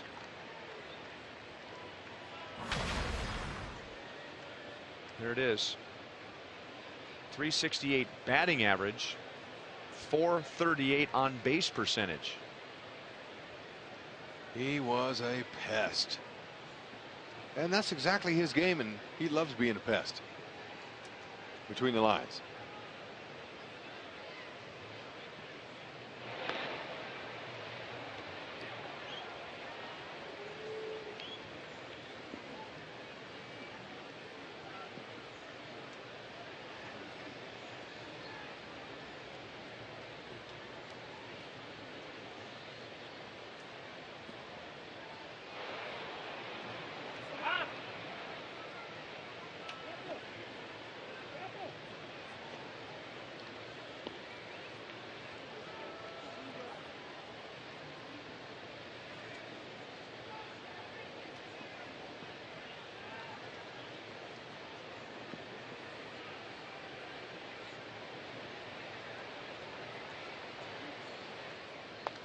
White Sox haven't seen a lot of Adam Eaton since getting him from the Arizona Diamondbacks, but they've seen enough, and before this season started they signed him to a 5-year contract extension. They feel like they've got their center fielder and leadoff man for a long time to come.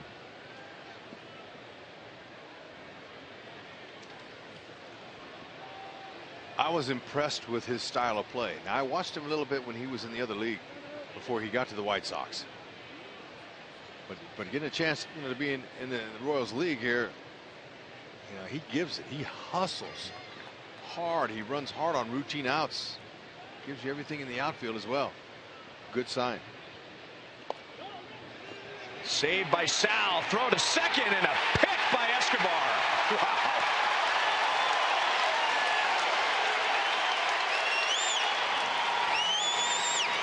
That's another great sample of the defensive skills that both Salvador Perez and the hands of Escobar. Salvi, Gold Glover, no question. Look at his hands here. Coming up with it, keeps it in front of him, sees him going. Now he's going to throw straight downhill. And infielders love it down low. Look at the pick there. Nice. He is nothing but toast. He's burnt toast. He's out. Look at that, those hands. I'll tell you, when you soften them hands up, that means you're not real stiff with your wrist. You just kind of leave it out there and play the hop like that. You can make plays like that.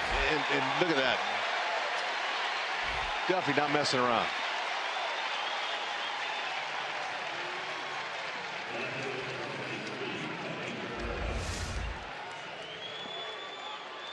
Good slider. Looked like it could have been off a little bit on the grid, but it crossed the plate somewhere.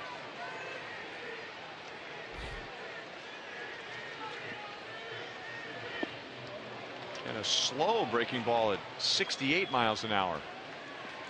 Taking a page out of Jeremy Guthrie's book.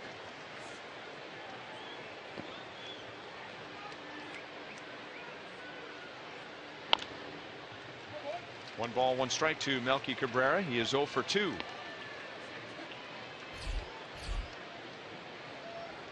So that changes his speed range dramatically. Prior to that pitch, it was 80 to 97. He won't throw that pitch very often. A little bit outside, and when Danny has missed for the most part tonight, he has just barely missed. Gotta be impressed with Duffy's outing. If he can get through 6 innings, that'll be a bonus. Sal wants him to shake off a couple of times to try and get in Melky's head. Got it in on the fist. Escobar throws low. That's 3 picks in 1 inning. And Duffy picked up by the defense. The bottom of the 5th inning will begin with Eric Hosmer. He already has a 3-run home run tonight.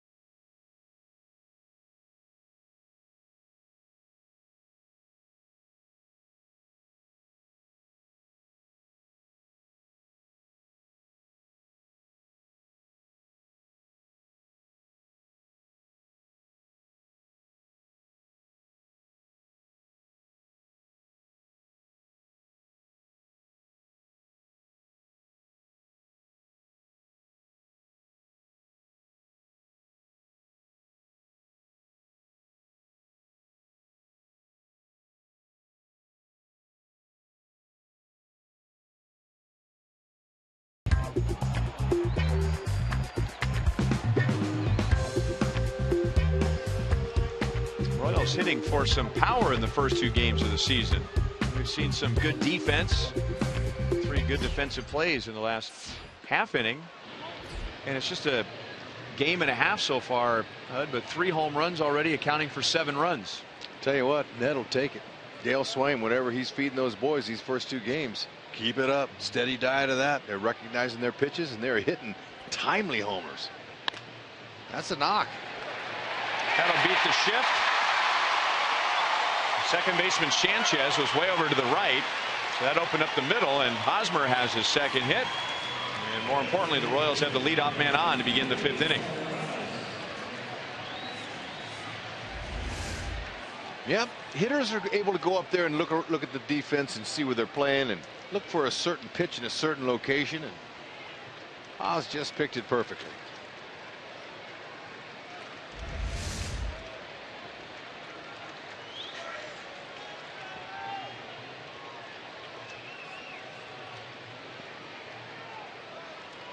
Kendrys Morales 1 for 2 with an RBI tonight.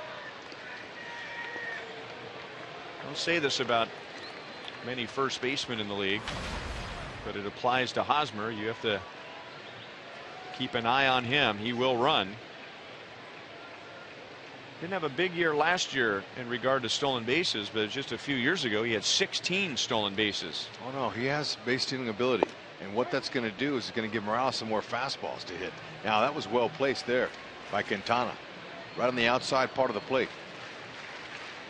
When a pitcher's nervous about a run or go and he wants to give that catcher the best pitch he can handle and get home the quickest, and that's the fastball. Morales loves him.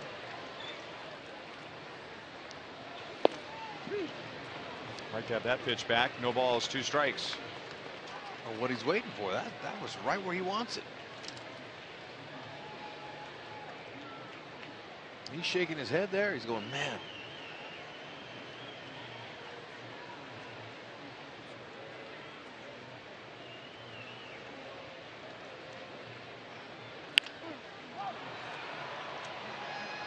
Sanchez out, Garcia in, and Garcia makes the play. 1 down.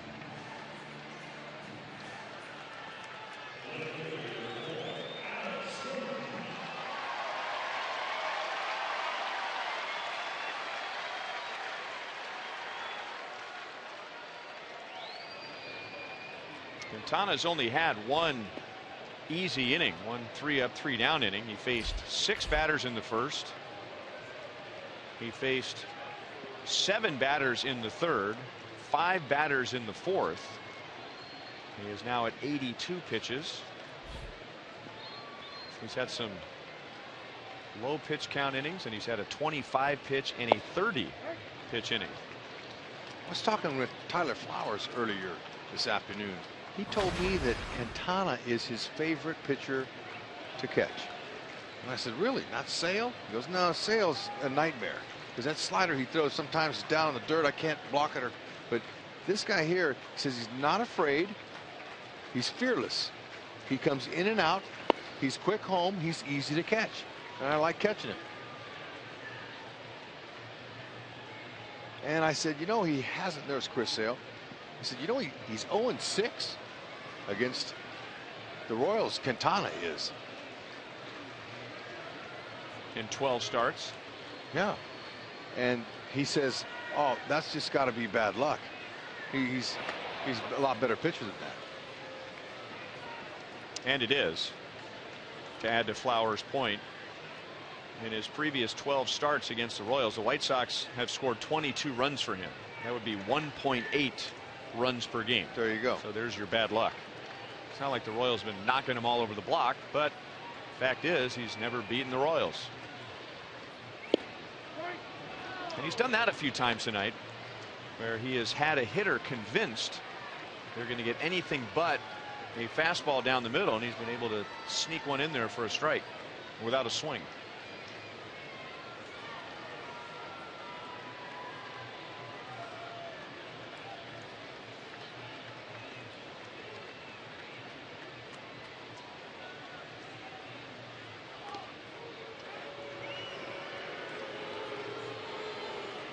Quintana was a very late bloomer. It's easy to look at him now and say good major league pitcher, and you're right, but he first became a professional 9 years ago when he was signed out of Colombia.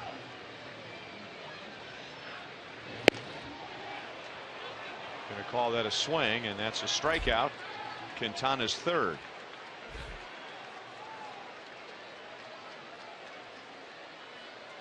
This week, MLB returns to Fox Sports 1 with a doubleheader as the Red Sox take on the Yankees in the Bronx, followed by a playoff rematch. The Royals will be in Anaheim to take on Mike Trout and the Angels. Coverage begins Saturday at 11:30 a.m. on Fox Sports 1 and streaming live on Fox Sports Go. There is no reason to have a lack of motivation during a major league season, but I would think the Angels are going to be especially fired up for that series with the Royals. After 98 wins to lead the American League last year, and then did next to nothing against the Royals in the division series, getting swept. That was not part of the plan, at least for them. Not at all. Plus, it'll be the Angels' home opener on Friday.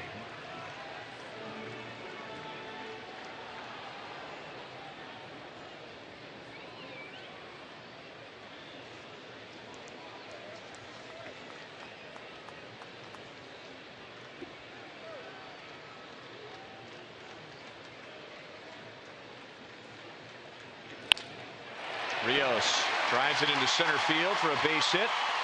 Hosmer stops at second. That's 4 hits in 2 games for Alex Rios as a Royal.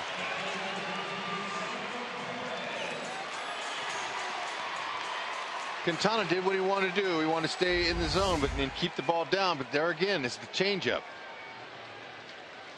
On the outer half. Nice swing. Stayed right in it. Like how Rios never overstrides. Barely takes a stride at all. Very good head position. This guy's a 10-year veteran. Rex, you made the point earlier about the off-speed pitches. And a lot of off-speed pitches have been hit tonight. Change-ups and curveballs. A lot of times those have been pitches that are designed to finish off the plate, and they're finishing in the strike zone. Good point, Monty. You're right. Those pitches that are 2 inches off the plate are pop-ups or rollovers. Too much of the dish gets put in play.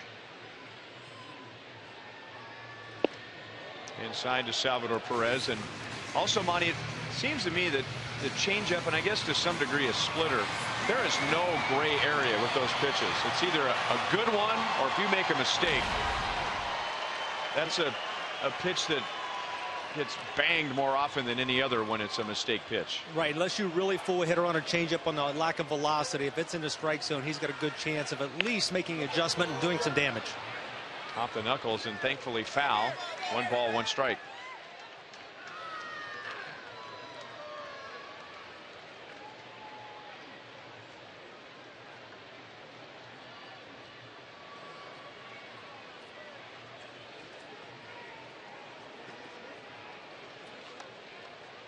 You know, Salvi wants to do something in the worst way right here. Hopefully he'll stay within himself and look for his pitch even in the count. Look for something out over. Make Quintana bring a pitch up for Salvi.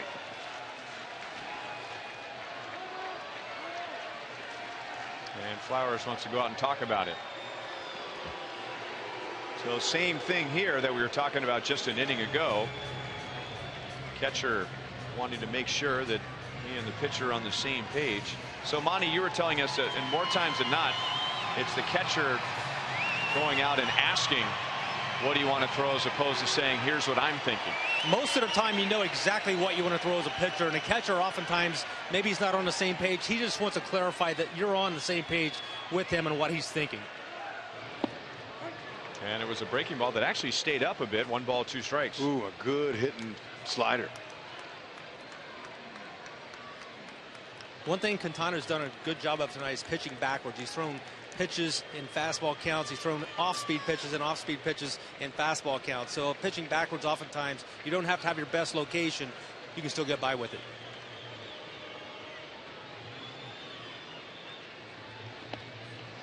Blocked by Flowers. 2 balls, 2 strikes. One thing we didn't see as much of from Sal last year as we did in previous years, and we have already seen it in the first 2 games of this season, is his ability to hit with 2 strikes, to really shorten up and drive the ball to right field and right center field. One of the reasons is he's a great bad ball hitter. Pitches that are 2-3 inches off the plate and down especially, he can hit those.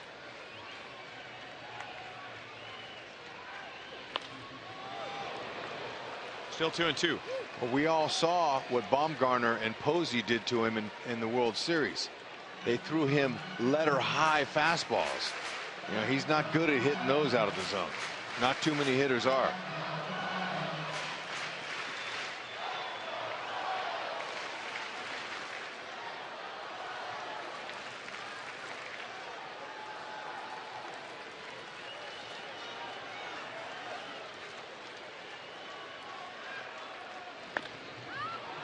He's battling, and that's the second time tonight that he has fouled a ball either off of his foot or somewhere on his front leg, and he already has a shin guard protecting that area. That's a knee, though, man, and that is a bad place to get hit.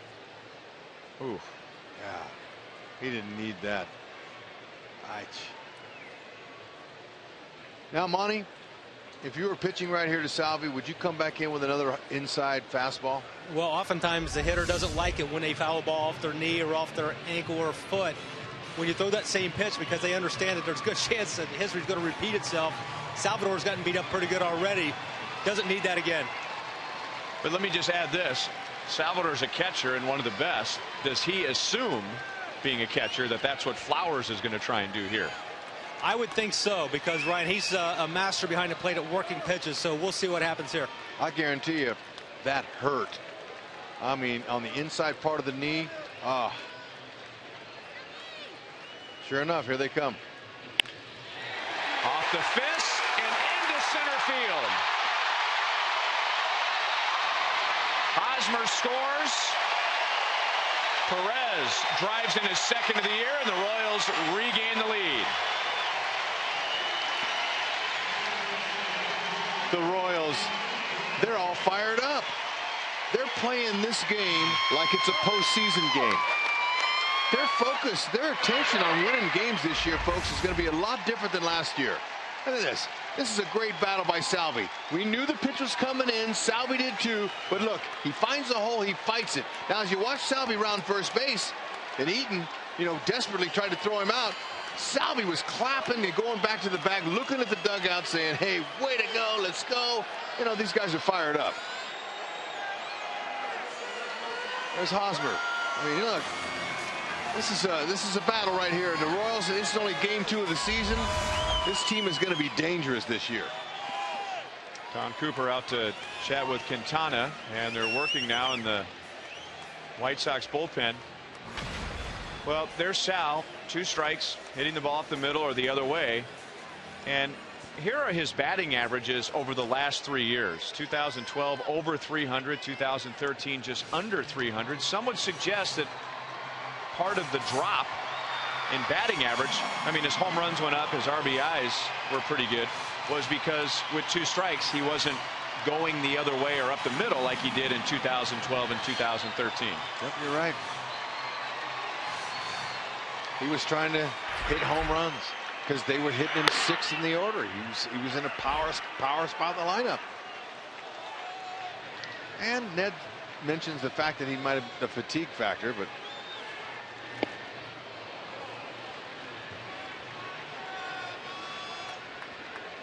so Rios is at third base.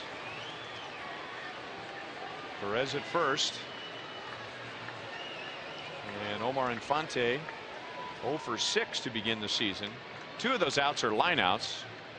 A good spot to pick up his first hit and his first RBI. As Quintana's getting to the end of the line. That'll be back into the crowd, and it's 0-2. And we mentioned this on opening day about Infante. Most of his numbers were down for him, and yet he had a career high in RBIs. So not as many hits as he would typically get, not get on base and hit for as much power as he has in the past. But when he did get his hits, most of the time it was with men on base.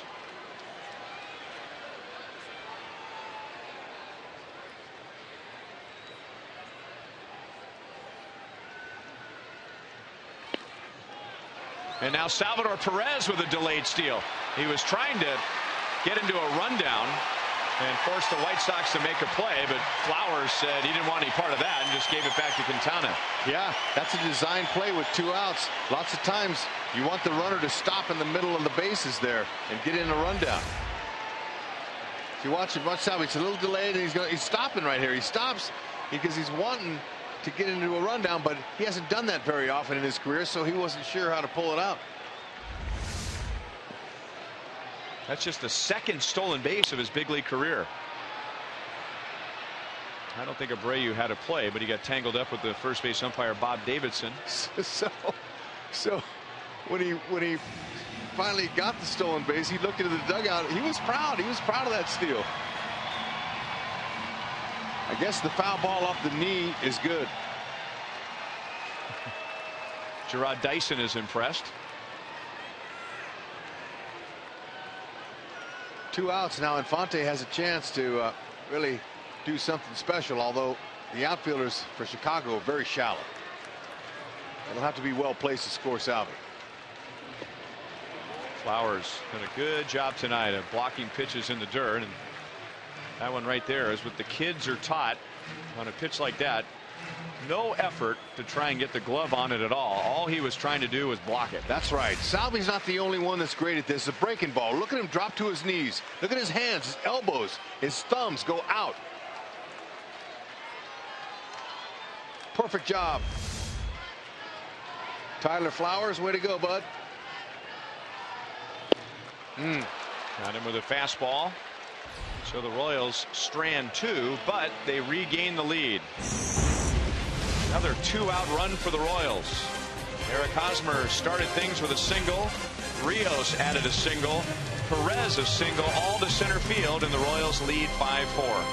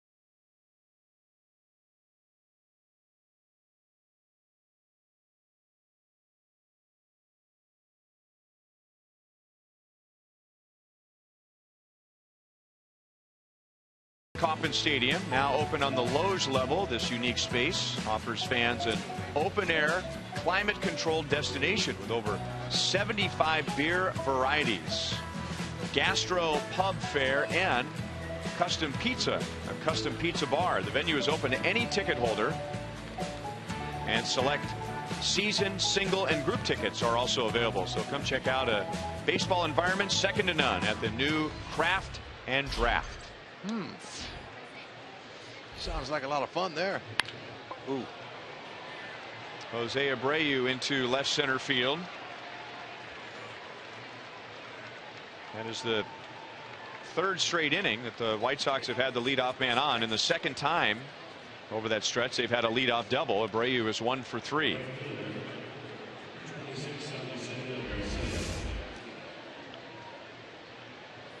Okay, out over the middle of the plate. Got to be careful with this big fella here. Anything that's hittable, you know he's going to put a barrel on it.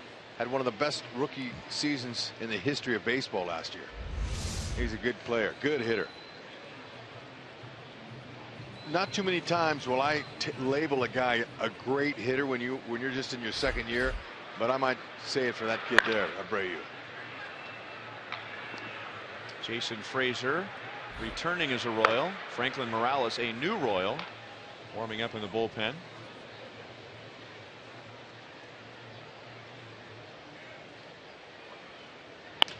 Garcia jammed, but drops it down into center field. Abreu stops at third, and Garcia has his second hit. Nice back control. Ventura wanted to see him move Abreu over by staying inside the ball, and he did that. Found pay dirt with a hit.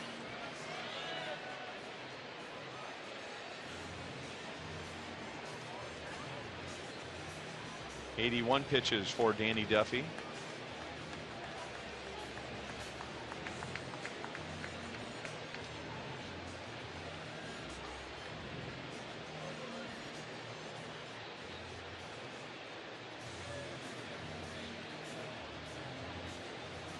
And now Ned makes a call, giving Frazier and Morales a little extra time to warm up. A right-hand batter, Ramirez, is scheduled to come up, and it will be Jason Frazier.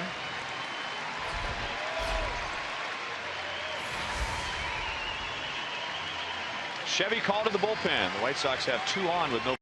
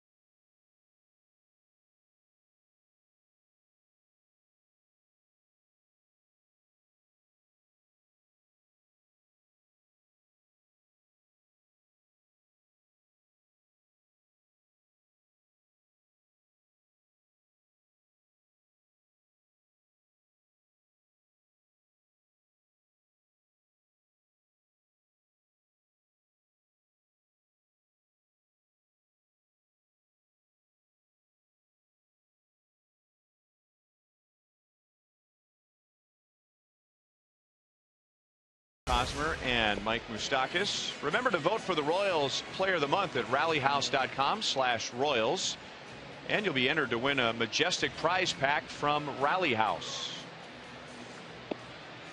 Eric Hosmer has a 3-run home run, 2 runs scored. Mike Moustakas has scored twice, as Jason Frazier. There are his numbers last season. A 2.66 ERA. That was with both the Rangers and the Royals, but with the Royals only in 23 games he had a 1.53 ERA, and the Royals signed him back up for another 2 years. He's a trustworthy veteran. Monty, you like the sign? One thing I like about it is Jason Frazier did a great job last year coming into situations exactly like this, where he had runners on base. He stranded a lot of those inherited runners. Now he's got a Houdini act here to pull off tonight if he's going to do it, but just maximum here you want to give up one of these 2 runs.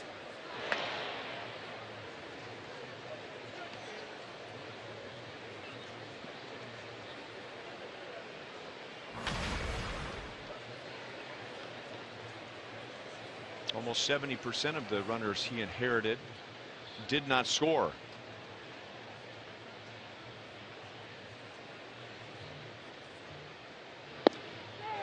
Oh, and 1 on Alexei Ramirez, who is 0 for 2. I mentioned he's a veteran guy, but he takes good care of himself. He's got a nice arm, 92-mile-an-hour fastball for a 10+ year veteran, with a nice slider to go with it, and what he calls a small fingered split finger pitch. That means his fingers aren't very long. Oh, that's going to work. That'll tie the game as Rios makes the play. Abreu's leadoff double turns into a run. And Alexei Ramirez drives in his first run of the season. We are tied at 5.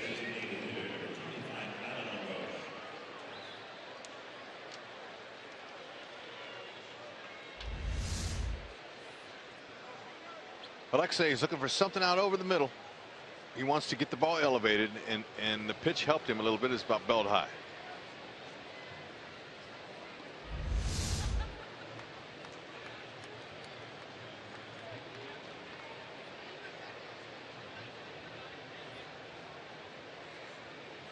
Frazier turns and looks to Alcides Escobar, just making sure if Frazier gets a ground ball, who's going to be the cover man at second base. Yep, and also middle infielders, they're always looking and talking to each other, letting each other know how many outs there are, always reminding each other, talking, hey, look, I'm going to be here. It's all about communication in that infield. And going and watching my son's little league games, Ryan, and seeing all these young players play out there, lots of times they're quiet. And when I get some practice time with them, I tell them, guys, come on, it's okay to talk. You have to communicate. You got to let each other know what's going on, just like the Royals do. They're looking at each other now, especially with Moose moving over and Escobar and a semi-shift on LaRoche. You got to always be talking. Great changeup, 0-2.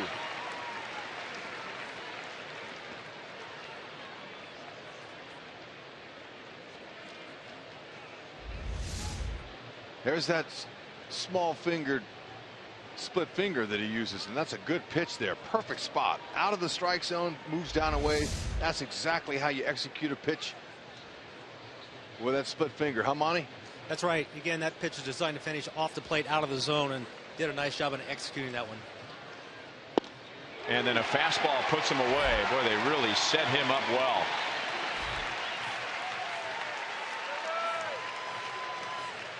Had him thinking fastball on the splitter and thinking splitter on the fastball. Hey, that's a great job. Prior pitch, split finger, perfect location. LaRoche wants to get extended and try to hit one out. You can see that 2-finger sinker. Got a little of the outside part of the plate. LaRoche again gets called out looking on pitches that were just off the outside part of the dish. Guys, those were two great examples of one, pitching backwards like we were talking earlier, and two, here's a guy that's sneaky fast. That fastball looks like it's 100 after he throws that, you know, low to mid 80s splitter. Boy, how badly was Beckham fooled there, and that was a slider. So just the last 3 pitches, since the effectiveness of Frazier, splitter, fastball, and then a nasty slider. If he can continue to command that split finger pitch, that's something he didn't throw a lot of last year. At least we didn't see that pitch a lot. He'd always hold it in his grip, but when he comes in from the stretch, but he never would throw it. And then back with the fastball, and that's what Monty was talking about after off speed. That looked a lot faster than 91 to Beckham. Better believe it does. And Rex, one reason we didn't see a lot of those splitters from Frazier, he faced right-handed batters, and he's got such a good slider that he will use more effectively against right-handed batters than he will that split finger.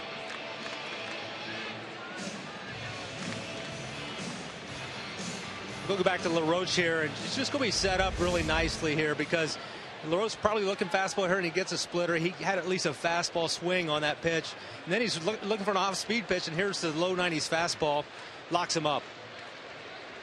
Right down the middle, by the way. We'll take it. 1-2 on Beckham. I remember last year spending some time talking about the similarities between Monty and Frazier last year. Well, he's 5'10" like me.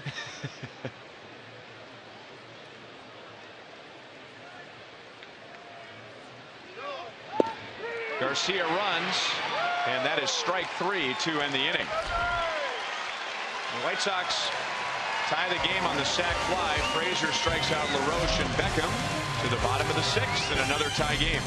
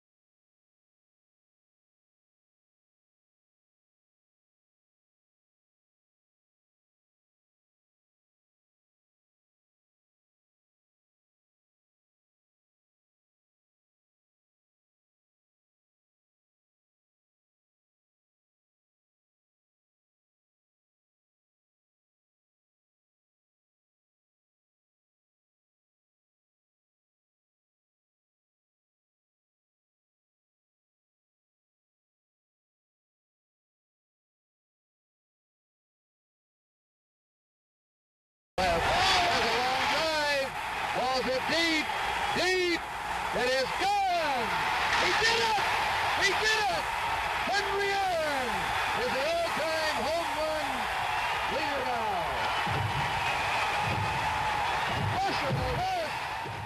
Our AT&T U-verse rewind on this date, 1974.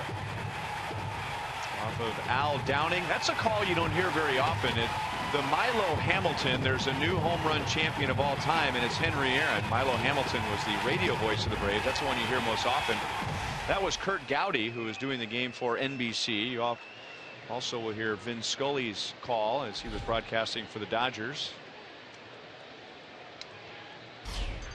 Javi Guerra is now pitching for Chicago.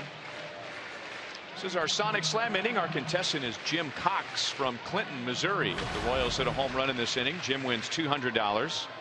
If the Royals hit a grand slam out of the park, Jim wins $25 grand from Sonic and the Kansas City Royals.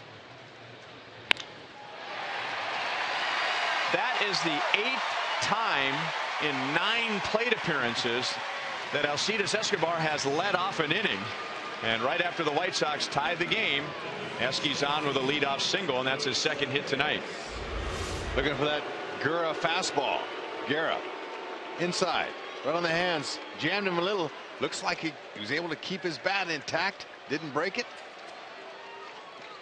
Cleared it over Ramirez's head. Start the inning here. Let's see if Moose can do some damage. Guerra, fastball 90 to mid 90s, curveball and a changeup.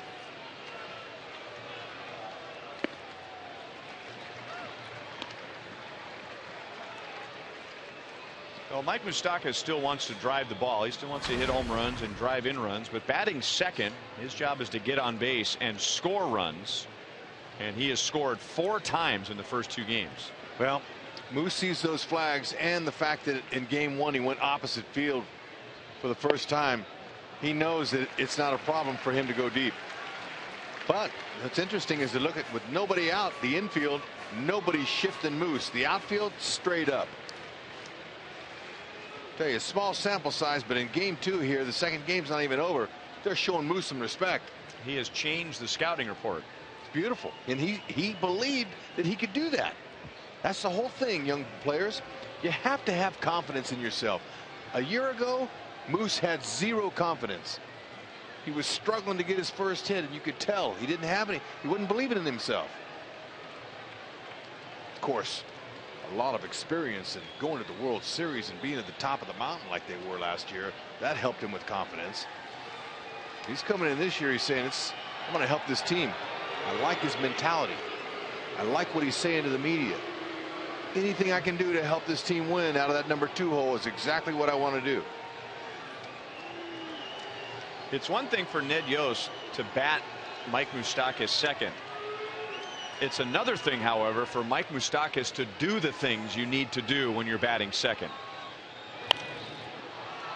And it might take him some time, but the fact that he does have good home run power, I think Ned was happy to see him swinging 2-0 right there. He's willing to bunt. He's willing to take pitches. That'll come in handy in situations like this one if Alcides Escobar has a chance to steal and Moustakas perhaps taking a hittable pitch and allowing him to get into scoring position. This is not going to be an easy play with the wind, and Ramirez, that ball's going to drop. The White Sox have a chance for a force. That play looked difficult the moment it was hit into the air. If you factor in where the guys had to run, and HUD just showed you the flags, and that's going to cause the defense some problems. Yeah, but Escobar, there's no reason for him to be standing at first base. He needs to be at least halfway or even closer just to make sure, because it's going to be a tough throw if they do catch it, to double him up at first. But then if he sees the drop, he can get in there. He was camped at first base on that. Rusty Kuntz should have helped him by telling him to get off. Watch Escobar at first base. Now, I don't know what he's doing. You're not going to tag and go there, but he's thinking, but this is a brain cramp right here. No, not going to work. Yeah, you're not going to tag, right? No, no, you're not going to tag on a play like that. So that happens. Too bad. He could have beat that at second base had he been halfway. Betty won't let it happen again. Strike to Lorenzo Cain. Lorenzo hit one right on the nose in the 4th inning and lined to left. He's also singled and scored, and he's been hit by a pitch. He's been hit by a pitch twice in the first 2 games. Was their intent? Who knows? But you have to remember that Lorenzo has just worn out the White Sox. And there's a base hit into right field. Moustakas stops at second. Cain has a 2-hit game. So they're certainly not going to lay one in there for Lorenzo. He goes the other way to give the Royals 2 runners with 1 out. Baseball is all revolves around fundamentals. Okay, if you're the runner at first base and a ball hit behind you, you can't see it. What do? 5 steps before, you pick up the third base coach. Moose was looking at Jershely. She couldn't see the play behind him. Jershely was going, stay, don't come. So when you get 5 steps before the base, you pick up the third base coach, because he has the eyes to see behind you. Plays in front of you in left field, you can see that. You can go ahead and make up your own decision. Now they're going to talk it over before pitching to Eric Hosmer, and they should, because back in the 3rd inning, Eric Hosmer provided the sprint cut of the day. I'll say, you could tell on contact that ball was crushed, and it pretty much was on the line drive. Now, he didn't quite hit it in the hydration station that Hosmer calls that water, that beautiful fountain out there, but the 3 runs was able to help Danny Duffy. To cut your rate plan in half, visit sprint.com/half price.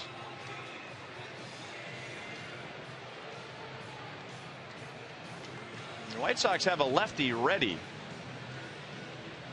They're going to stay with the right-hander Javi Guerra.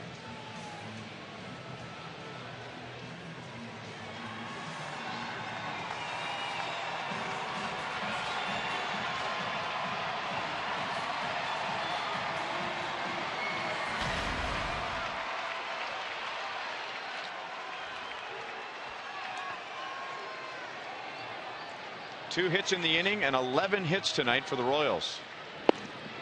Well, he got a pitch up and in. That's what he was looking for. No balls and 1 strike.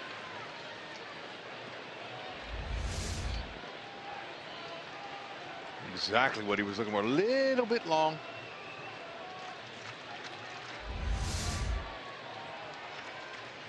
Guerra got that one by him.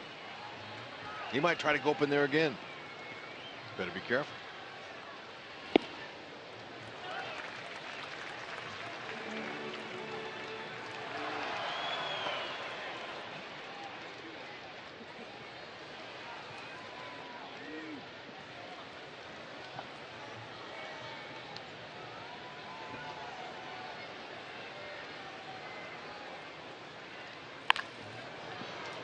One ball, 2 strikes.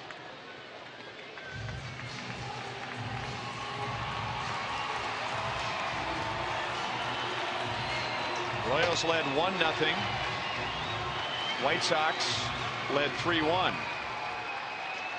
Royals led 4-3. White Sox tied the game. Royals led 5-4. White Sox tied the game.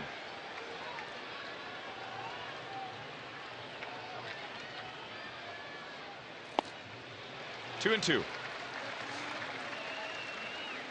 Monty, looks like Guerra's going for the hard stuff on Hosmer here.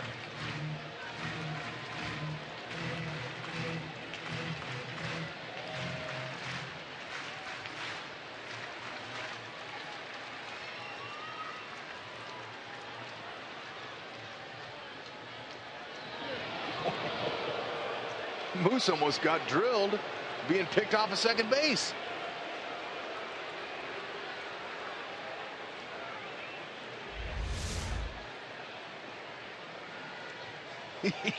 He's having to duck out of the way. He's going, whoa, what about that? There's nobody at the bag.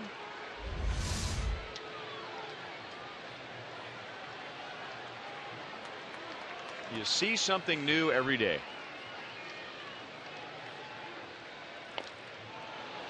Hard breaking ball, and Hosmer just nicks it foul. 2-2. Yeah, you know, here's a spot. 2-2. Howe's got to be a little bit protective of the plate, but he doesn't have to do it all. I know he wants to, but he's got Morales hitting behind him. Still early in the season. Morales hasn't done the damage that he's going to do because he hasn't had any time yet. But once Hosmer realizes that he's got a good hitter behind him, he won't have to go up there feeling like he's got to swing at everything. Ooh. For the most part, in my opinion, it's been a pretty tight strike zone. The borderline pitches have gone the hitter's way.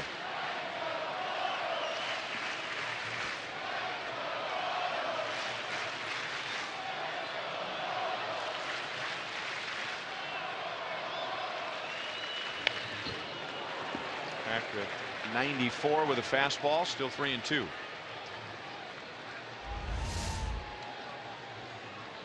Ooh, man, I'll tell you, that 94-mile-an-hour fastball, you can trust it, but you better make sure it's not in the middle of the plate. And he's done a good job looking at Fox tracks there. Anything close to a strike has been on the outer edges of the strike zone. Hosmer's looking for it again. Another pitch that was well out of the middle of the strike zone. So when you get a hitter in swing mode like this and you're a pitcher, lots of times you'll just try to climb that ladder and go a little bit higher, and Hosmer might swing at it. They might take a chance of doing that here.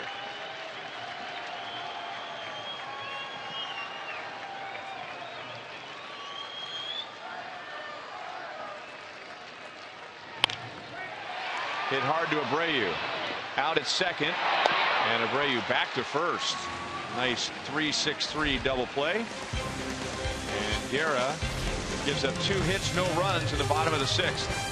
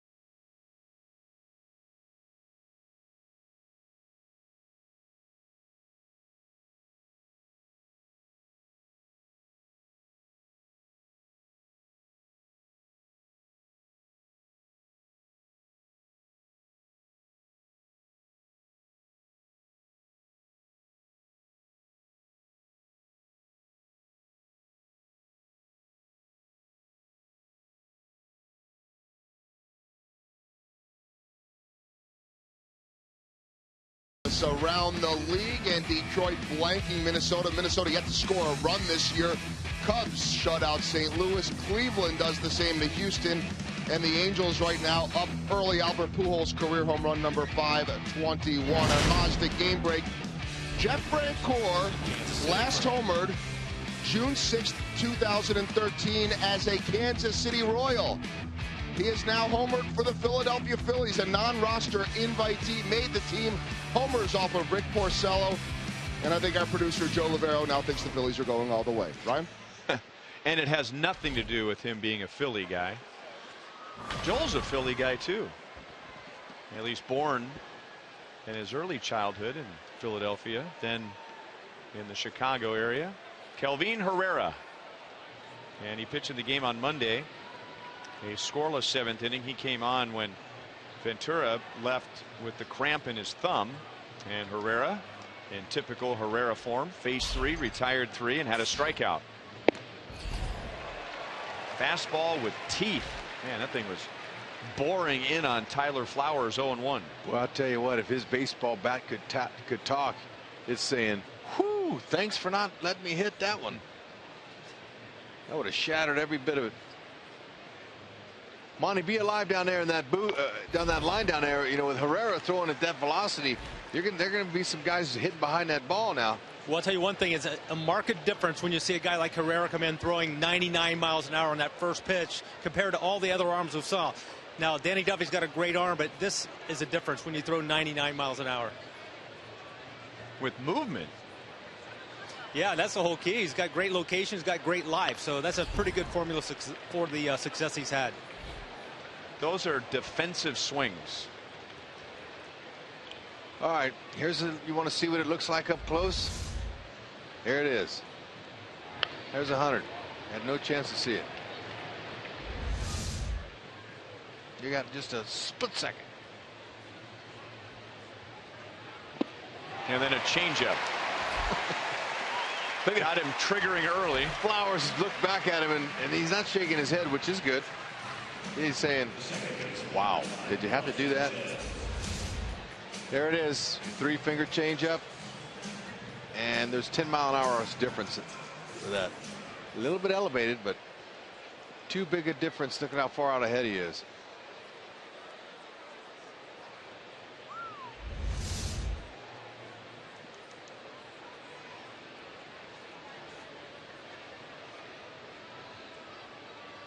Carlos Sanchez, White Sox second baseman, has singled and struck out.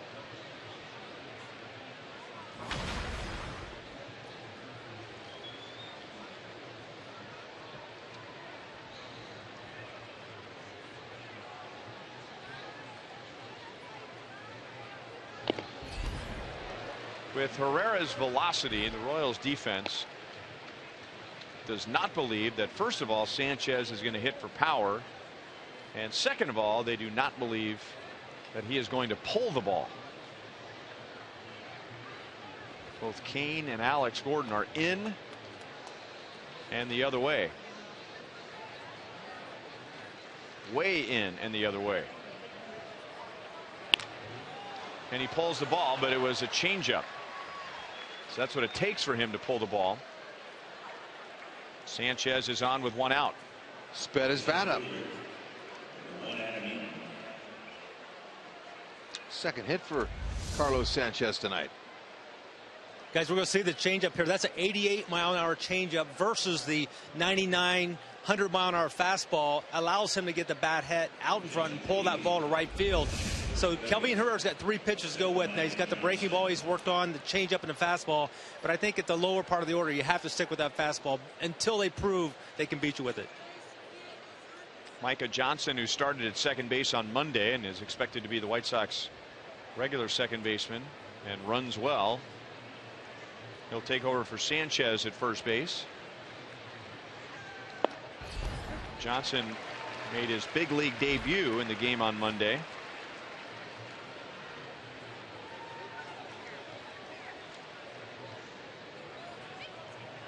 Adam Eaton is 0 for 3 and 1 for 7.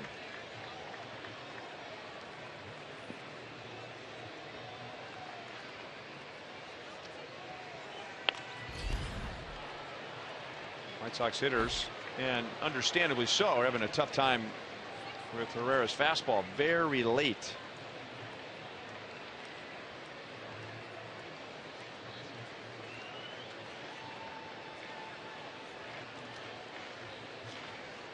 Herrera very quick home. Not going to give Micah Johnson much time to get. Oh, baby.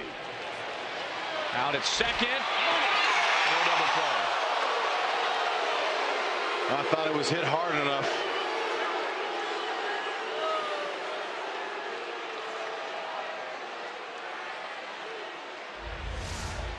Okay, Escobar, you can see how he's pretty good ways, but he's right in the spin. Shovels it over there with something on it. Infante was quick with his hands, falling off the base, going towards shortstop. Though it's hard to get a lot on the throw, but still, with the quick hands, almost made up for it, and he just beat it. Nice try.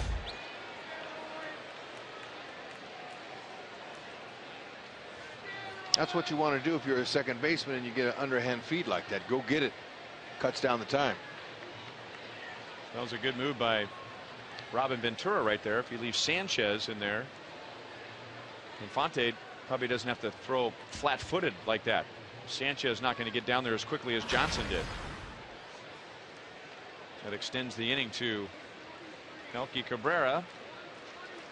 0 for 3 tonight with a couple of ground outs. 1 for 7. Now Eaton runs, and he is out by 3 steps.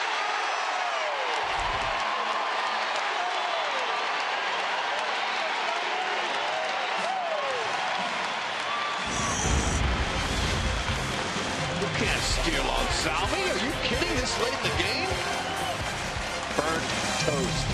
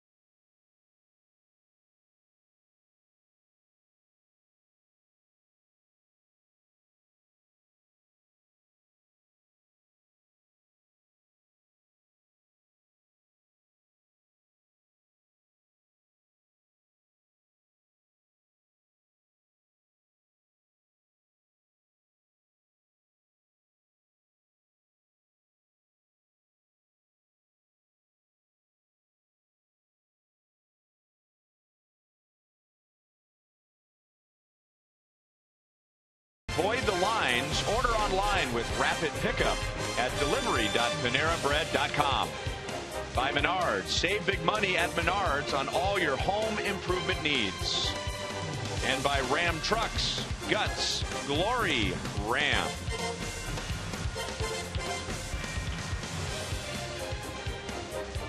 Royals won game 1 10-1. This game's gone back and forth all night. Micah Johnson stays in the game at second base. And Zach Duke takes over on the mound for Chicago. He is their third pitcher tonight.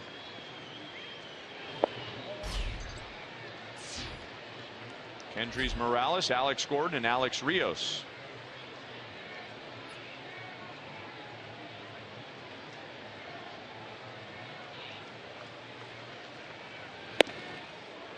One ball, one strike. There's an arm angle for you. Little sidewinder. Fastball. Low 90s. Nice little breaking ball. He's in his 9th season. Veteran. Off the end of the bat, Eaton started in and now fades back and makes the play. That's a really good story. Zach Duke, his career was coming to an end if it wasn't over already. He had been released twice, and his last contract was a minor league deal. And a couple of off seasons ago, as the story goes, he was sitting by the pool at his in-laws house after the 2013 season with no job, and figured he better do something if he wants to continue pitching. And remembered, and this sounds like a script from a movie, he remembered skipping stones on a farm pond as a kid and thought, I wonder if I could pitch like that. And on a minor league deal last year, pitching sidearm, not only resurrected his career, but he got a 3-year contract with the Chicago White Sox this offseason. Great story. Skipping stones. At least that's how the story goes.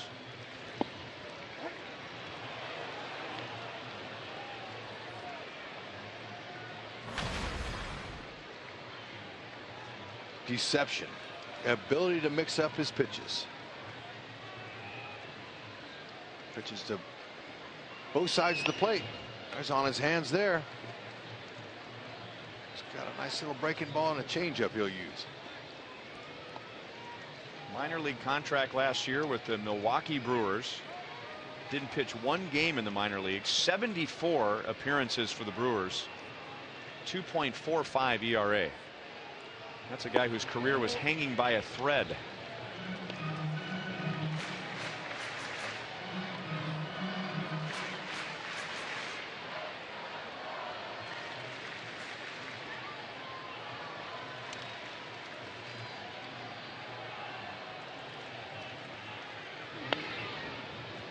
White Sox really needed to improve their bullpen. They not only signed Zach Duke, but they also signed David Robertson, who had been closing for the Yankees.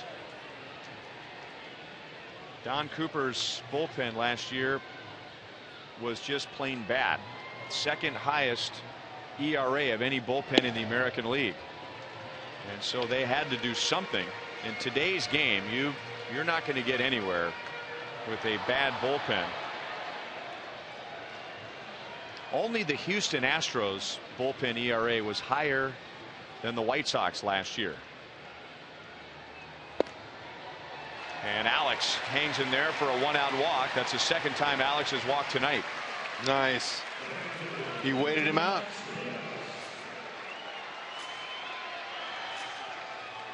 Don't forget, Royals fans, the next time you're looking for great seats, get to StubHub, where there are no surprise fees at checkout. That's right, on StubHub, the price you see is the price you pay. Every ticket, every day. Plus, with the StubHub app, you can buy and sell Royals tickets anytime, anywhere, right from your smartphone.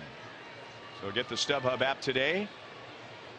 StubHub, the official fan-to-fan ticket marketplace of the Kansas City Royals.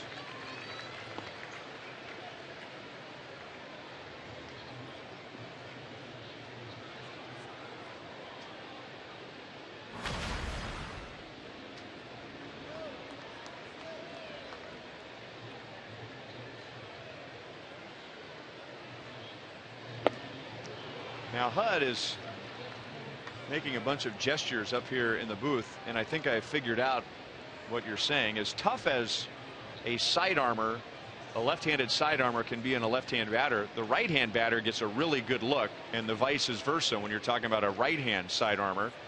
And Robin Ventura, with a right-hander warming up in the bullpen, is going to stay with Zach Duke against Alex Rios. Well, you know, I had to look out there in their bullpen, and I'm thinking, man, you know, this is a situation where you probably want to bring a righty in, because just what you mentioned, you got a left-hander like that. Right-handers see that ball really well, and he's taking a chance here with Rios and the wind blowing out. Ooh. Well, no home run, but the Royals will take the base hit and have the go-ahead runner in scoring position. Alex Rios, in 2 games as a Royal, has 5 hits. Oh man, I'll tell you what, he's fortunate. That ball was right down the middle of the plate. Rios didn't get up underneath that, but good enough. Good, short, compact stroke. Now Salvador Perez, well, you know, at least he sent the catcher out there, Flowers, to take a little bit of time here. I'll be surprised if he leaves him in here for Salvi. But it's early in the season, and maybe Ventura's like wanting to just keep some confidence in his lefty, on his lefty here. And he must, because the next left-hand batter is, including Perez, 1, 2, 3, 4 batters down the road. So from Rios to Perez to Infante to Escobar.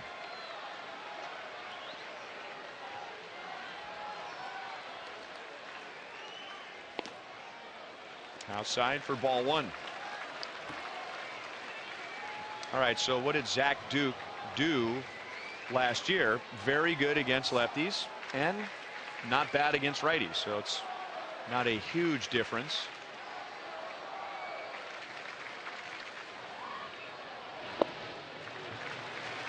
Two balls, no strikes. Well, in this world of bullpens late in games like this is unusual. This is a bullpen era now. This is kind of an old school thought where reliever gets this inning for better or for worse. Or if he's on a roll and you think he's pitching well, why make a move just to make a move? Oh boy, that pitch stayed up. Garcia having some trouble with the win. That fly ball will get Alex Gordon to third base. And now runners first and third with 2 down.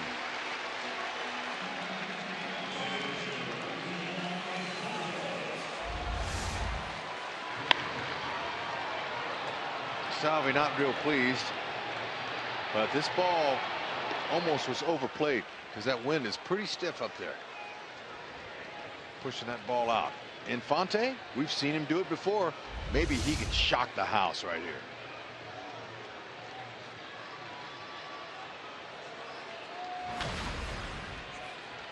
Lousy single will give him the lead. That's all he needs.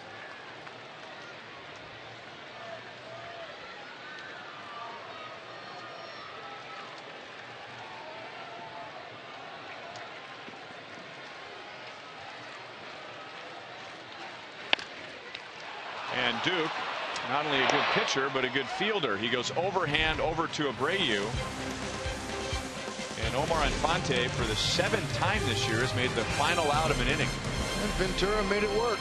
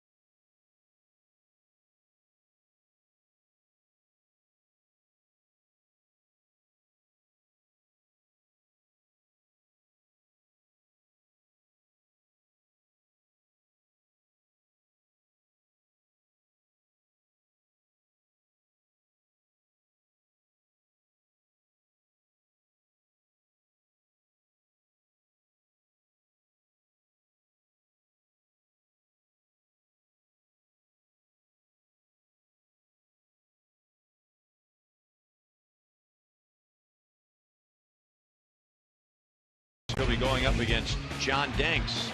Here's what's cooking at the K, brought to you by Farmland.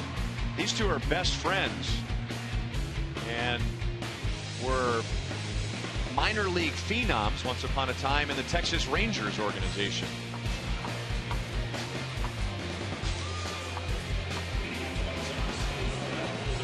5-5 tie as we go to the top of the 8th inning. Wade Davis coming on for the Royals. Boy, Monty, who would have figured that Wade Davis, by some of the numbers, would have one of the best relief seasons in baseball history? Well, it's amazing because an opportunity presented itself when Luke Hochevar goes down with the Tommy John surgery last year, and then Wade Davis comes in and does almost exactly what had happened the year before when Luke Hochevar converted from a starter to a bullpen guy. So really nice to see the guys take advantage of those opportunities. Monty, Volquez, you think he's excited? You think he has any type of jitters right now? No, he's looking to get his first start here at Kauffman Stadium tomorrow. Looking to follow up on that nice year he had last year, almost 200 innings pitched, and he knows that he's going to be charged to fill a lot of those innings that the Royals lost when James Shields did not come back as a free agent. So he's got his work cut out for him, but no, he's up for the challenge.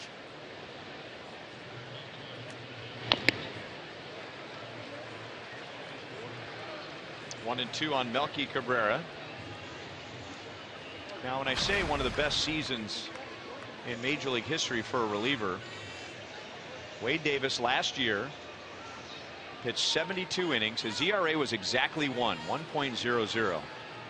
That's the 5th lowest ERA in Major League history with at least that many innings. Guys, I think the most impressive thing about Wade Davis's lines last year is when we had guys coming in, broadcasters from other teams that were asking about Wade Davis, and we told them about the fact they had not given up an extra base hit is well after the All-Star break until he gave up his first extra base hit. So just very dominant season for him. It'll be difficult to repeat that again, but it doesn't have to be that. It has to be close to that. Right by him at 97 miles an hour.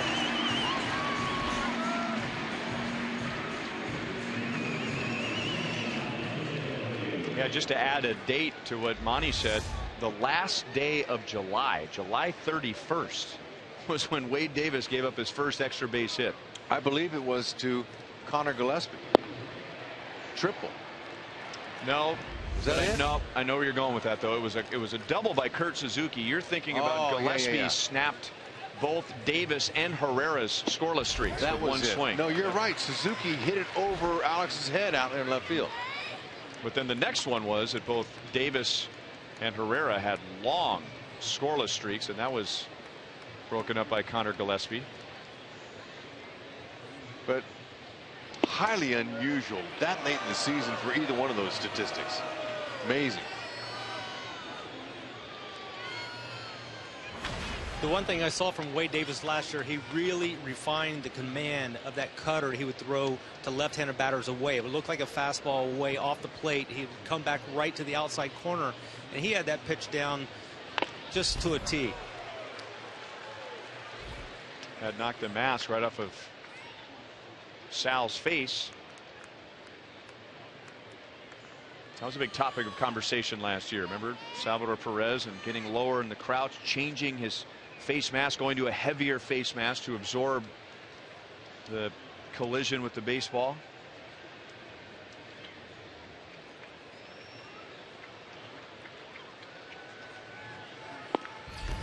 Two and two.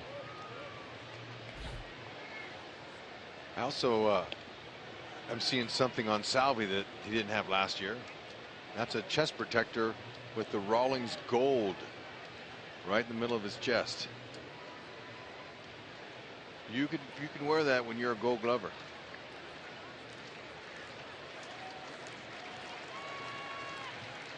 Some guys have it on their glove. Ooh, man. Speaking of Salvi and his Gold Glove defense, he is our T-Mobile game changer tonight. Showing off his, not just his Gold Glove, but his golden arm. Believe it. There's a reason he could run away with the Gold Gloves behind the plate for the next 5 years, 6 years. Who knows? Maybe 10. He's got tremendous skills. Everybody knew it. One of the reasons why Dayton Moore locked him up to a long-term contract before he even had 1 year under his belt. Gotta love that. It's very special talent. Salvador Perez, one of the leaders of this team, no doubt. from the pitching standpoint, with the passion, with the energy, the ability to retain the game plan from first inning on through 9 with different pitchers. He's special. How about this guy? He's had 3 really good swings tonight. Avisail Garcia, that's his 3rd hit. And all have been well struck.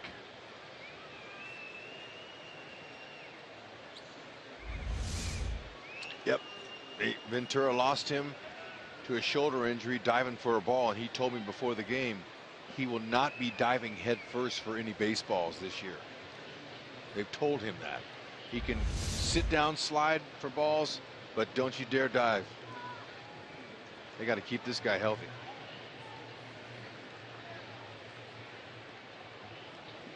And he runs well. He can steal bases. Moustakas got it in fair territory and over to Hosmer for the out. To the 8th inning and a 5-5 tie. Who else is leading off? Escobar.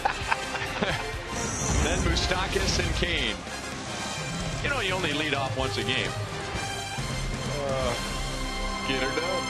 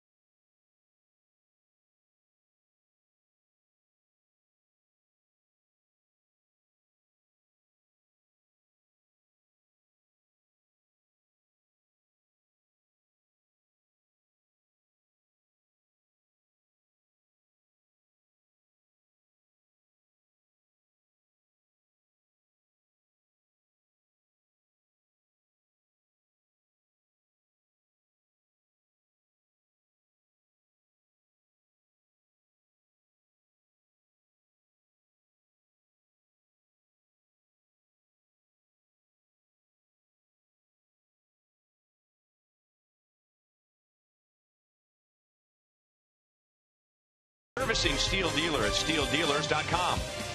By your Midwest Ford dealers. Visit your MidwestFordDealers.com. And by Academy Sports and Outdoors. Right stuff, low price, every day. Union Station. A lot of people outside there tonight, not expecting to be there on April the 8th. More like May or June weather for this opening homestand. 5-5 tie, bottom of the 8th. This is Zach Putnam. He had been warming up all inning as we were discussing Robin Ventura in the 7th inning, staying with the lefty Zach Duke with all the right-hand batters coming up. Took a chance, and it worked. All right. This is the 9th time in 10 plate appearances that Alcides Escobar has led off an inning. In 2 games. 2 games. That's crazy.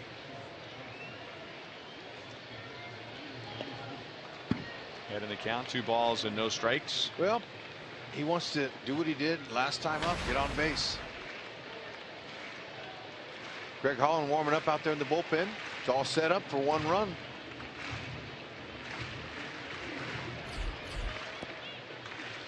Any way you can.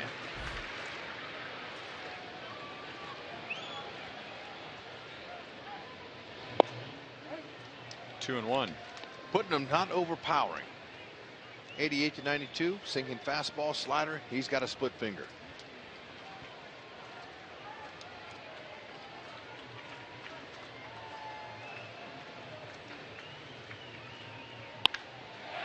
Base hit. He's going to take an aggressive turn. But Melky Cabrera will keep him at first. Yeah, not on that arm. Melky has a cannon for an arm, and he was right on the money with that throw. But a nice start. Fastball in the inner half, way off. He's able to turn on it. Gordon in, the third baseman. Now it'll be interesting to see what Ned does here with Moose. Is he going to let him swing away, try to find a hole, but taking a chance of hitting into a double play?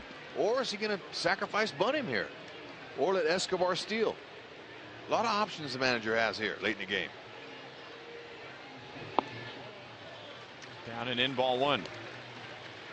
Well, the fact that Escobar has base stealing ability might buy Moustakas a few more heaters, a couple fastballs to hit. Ned might want him to see if he can pick one out and turn on it. He did not want to hit one on the ground anywhere at the second or shortstop. Escobar already has a stolen base tonight, 31 last year.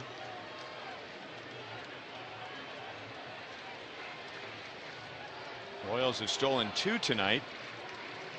Salvador Perez had a stolen base back in the 5th. Got under it. And Adam Eaton brings it down for the first out.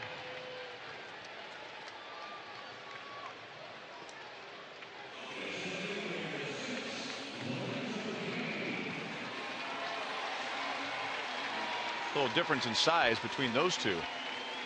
Certainly.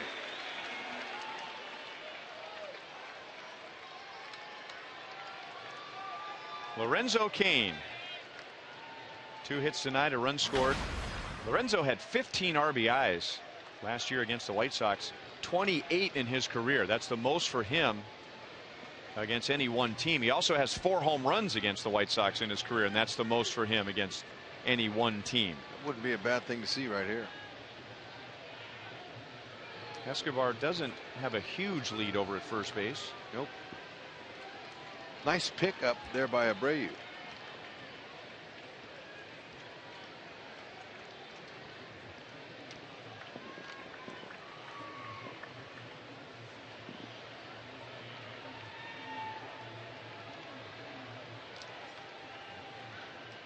Blast into left field. He's hit another one against the Sox.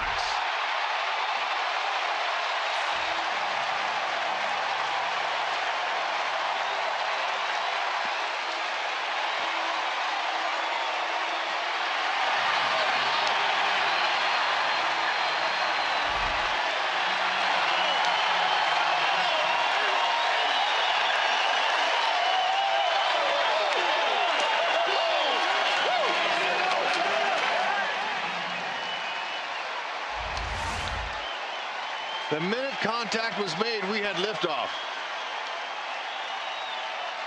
This got through saying, wouldn't it be nice? Oh, man, that is a short, compact stroke at 87 miles an hour right over the middle of the plate. Fans want a curtain call here.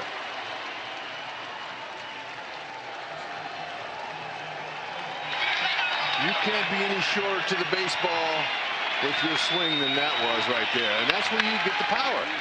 You know, Putnam doesn't throw 95.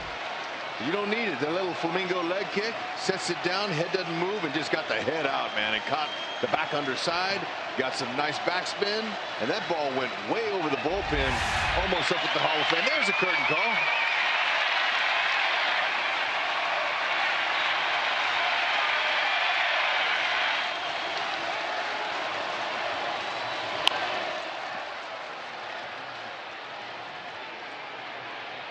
Off the warning track.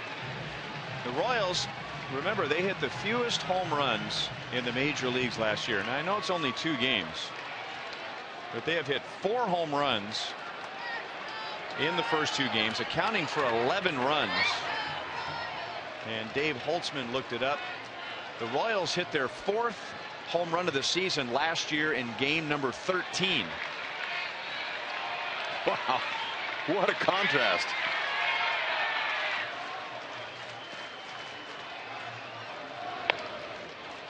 Still 0-2 on Hosmer. He has a home run tonight. Back in the 3rd inning against Jose Quintana. With the Royals trailing 3-1, Hosmer hit a 3-run home run to put the Royals in front very briefly. The Royals start hitting for some power to go along with their already small ball mentality, their base stealing ability. The sky could be the limit for this team. Pitching, defense, timely hits, and power. Whoa, man.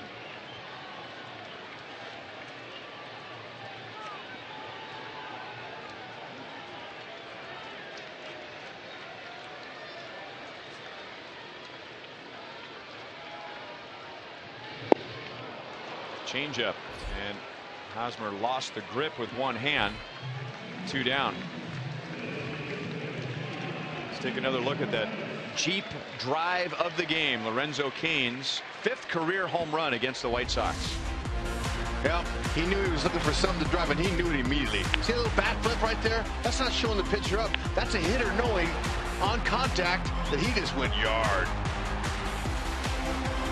That's right. Might have taken out a row of seats there. He heard the curtain. He heard the people. Yeah. You don't see a lot of curtain calls here at the K.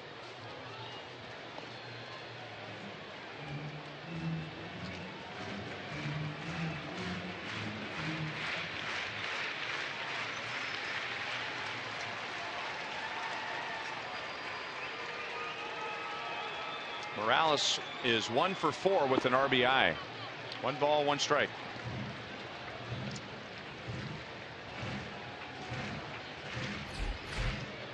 Greg Holland with at least a 2-run lead.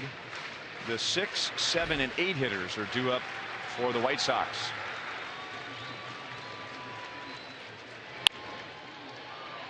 Into the shift. That's the shortstop. Ramirez on the right side of second base to end the inning. Lorenzo Cain, 30 career RBIs against the White Sox, the most for him against any one team.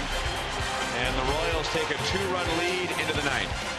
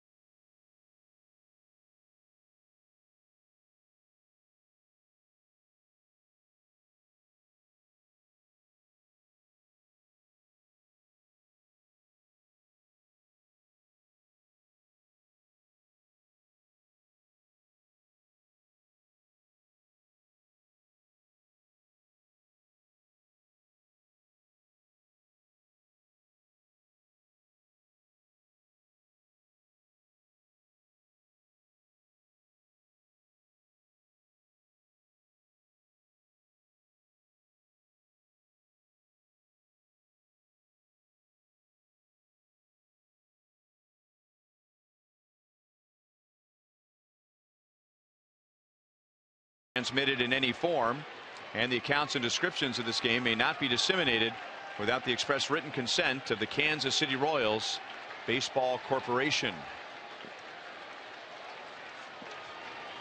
Greg Holland, last year the first ever winner of the Mariano Rivera Award, going to the American League's best reliever, makes his season debut with a 2-run lead in the top of the 9th inning. Adam LaRoche, Gordon Beckham, and Tyler Flowers scheduled to come up.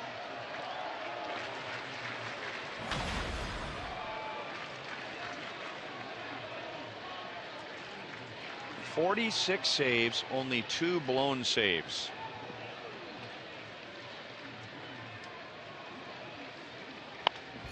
And we were just talking about Lorenzo Cain in the last half inning and how Lorenzo has his most home runs and RBIs in his career against the White Sox. Well, that ties us into Greg Holland. Holland has 21 career saves against Chicago, and that's 7 more than any other opponent.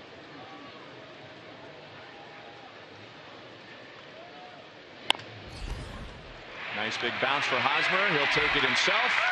1 down in the 9th. Coming up after the game, it's Boulevard Royals Live from that brand new set out in left field. No longer in Rivals. If you come out to Kauffman Stadium and you want to see Joel and Monty in person, go out to left field right next to the Royals Hall of Fame, and there it is. Is that Doc up there? What's he doing? He's fixing the lights, changing the light bulb. Mike Carruthers, our stage manager here in the booth. I didn't realize he had left. There he is. Is he fixing a light? Is he a gaffer? He's got skills. He got a brace on his right knee. What a gamer. All for Joel and Monty. Gotta love that. Way to go, fellas.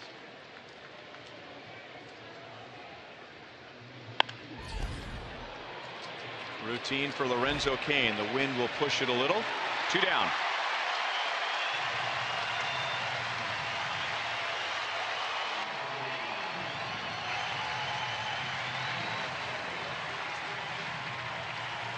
A little over 23,000 here tonight.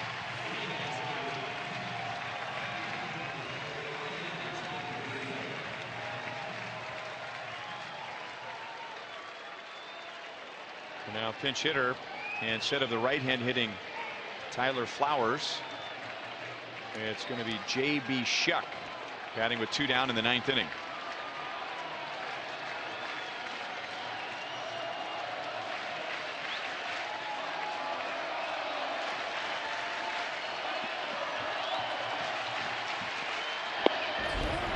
Over the outside corner at 95 miles an hour. Great to hear the chant here early in the season in this ballpark.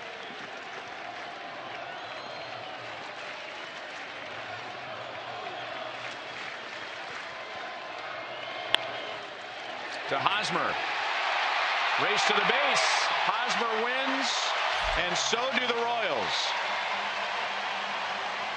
If you go back to last year, the Royals have won 5 consecutive series against the Chicago White Sox. And right out of the gate, they've got a chance for a sweep. Taking series during the year was their goal last year, and it doesn't change for any baseball team. Casey with the second game, second W. Ned Yost, smile on his face. Picking out a bus driver before the offensive side. You got to go with Lorenzo Cain for sure with that unbelievable 2-run blast to set up Holland. 3 hits. Esky with 3 hits. Boys are rolling.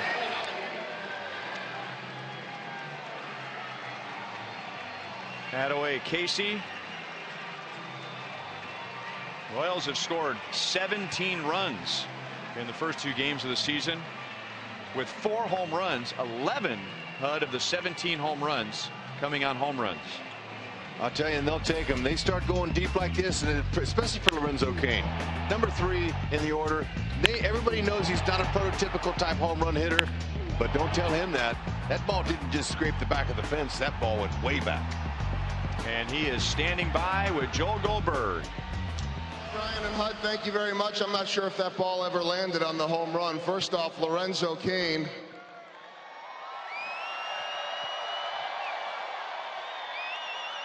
The fans were loud during the playoffs. They were loud during opening day. And now a curtain call. Describe that. It was a great feeling. My first curtain call, so that was nice. I know it's only 2 games, but it certainly seems like this team has that fight, that never give up attitude that we saw in the playoffs. How do you explain that? I mean, it's team effort. You know, we're just trying to bring that same intensity like we did last year. So, like I say, the fans definitely cheered us on. So we're just trying to keep it going, try to win ball games consistently. Why do they keep hitting you guys so much? I'm not sure. With that said, and I knew you wouldn't say much on that, how nice to be able to maybe pay back with the home run. Here comes. He's always messing with him. Salvi, come here. No, he's gone. Come here. Why are you always messing with him? That's why I love him like a brother from the different mother. I believe he just said brother from a different mother, right? Yes. Yes. You always pick on him like he's your little brother. Because he's my little brother. He's my young brother. I have to. You said that you said you weren't going to get wet. Yeah. What happened? You tricked me. It's not me. That's all Salvi. I'll get you back, though. All right. I know you will. The feeling of that home run, you looked really fired up there. We know how you can get emotional and amped up a little bit, but what's that feeling like, a no-doubter off the bat? It definitely felt good. Like I said, to hit a home run against these guys, and like I say, Holland come in and shut the door. You know, it's always a great feeling. So definitely in front of our home crowd, so it feels great. Go for the sweep tomorrow. We'll see you out here. All right, it sounds great. See y'all then. Lorenzo Cain, he took the water bucket well. He was thinking about it, guys. He was looking over his shoulder. Finally stopped thinking about it, and his brother, if you will, Salvador Perez, got him.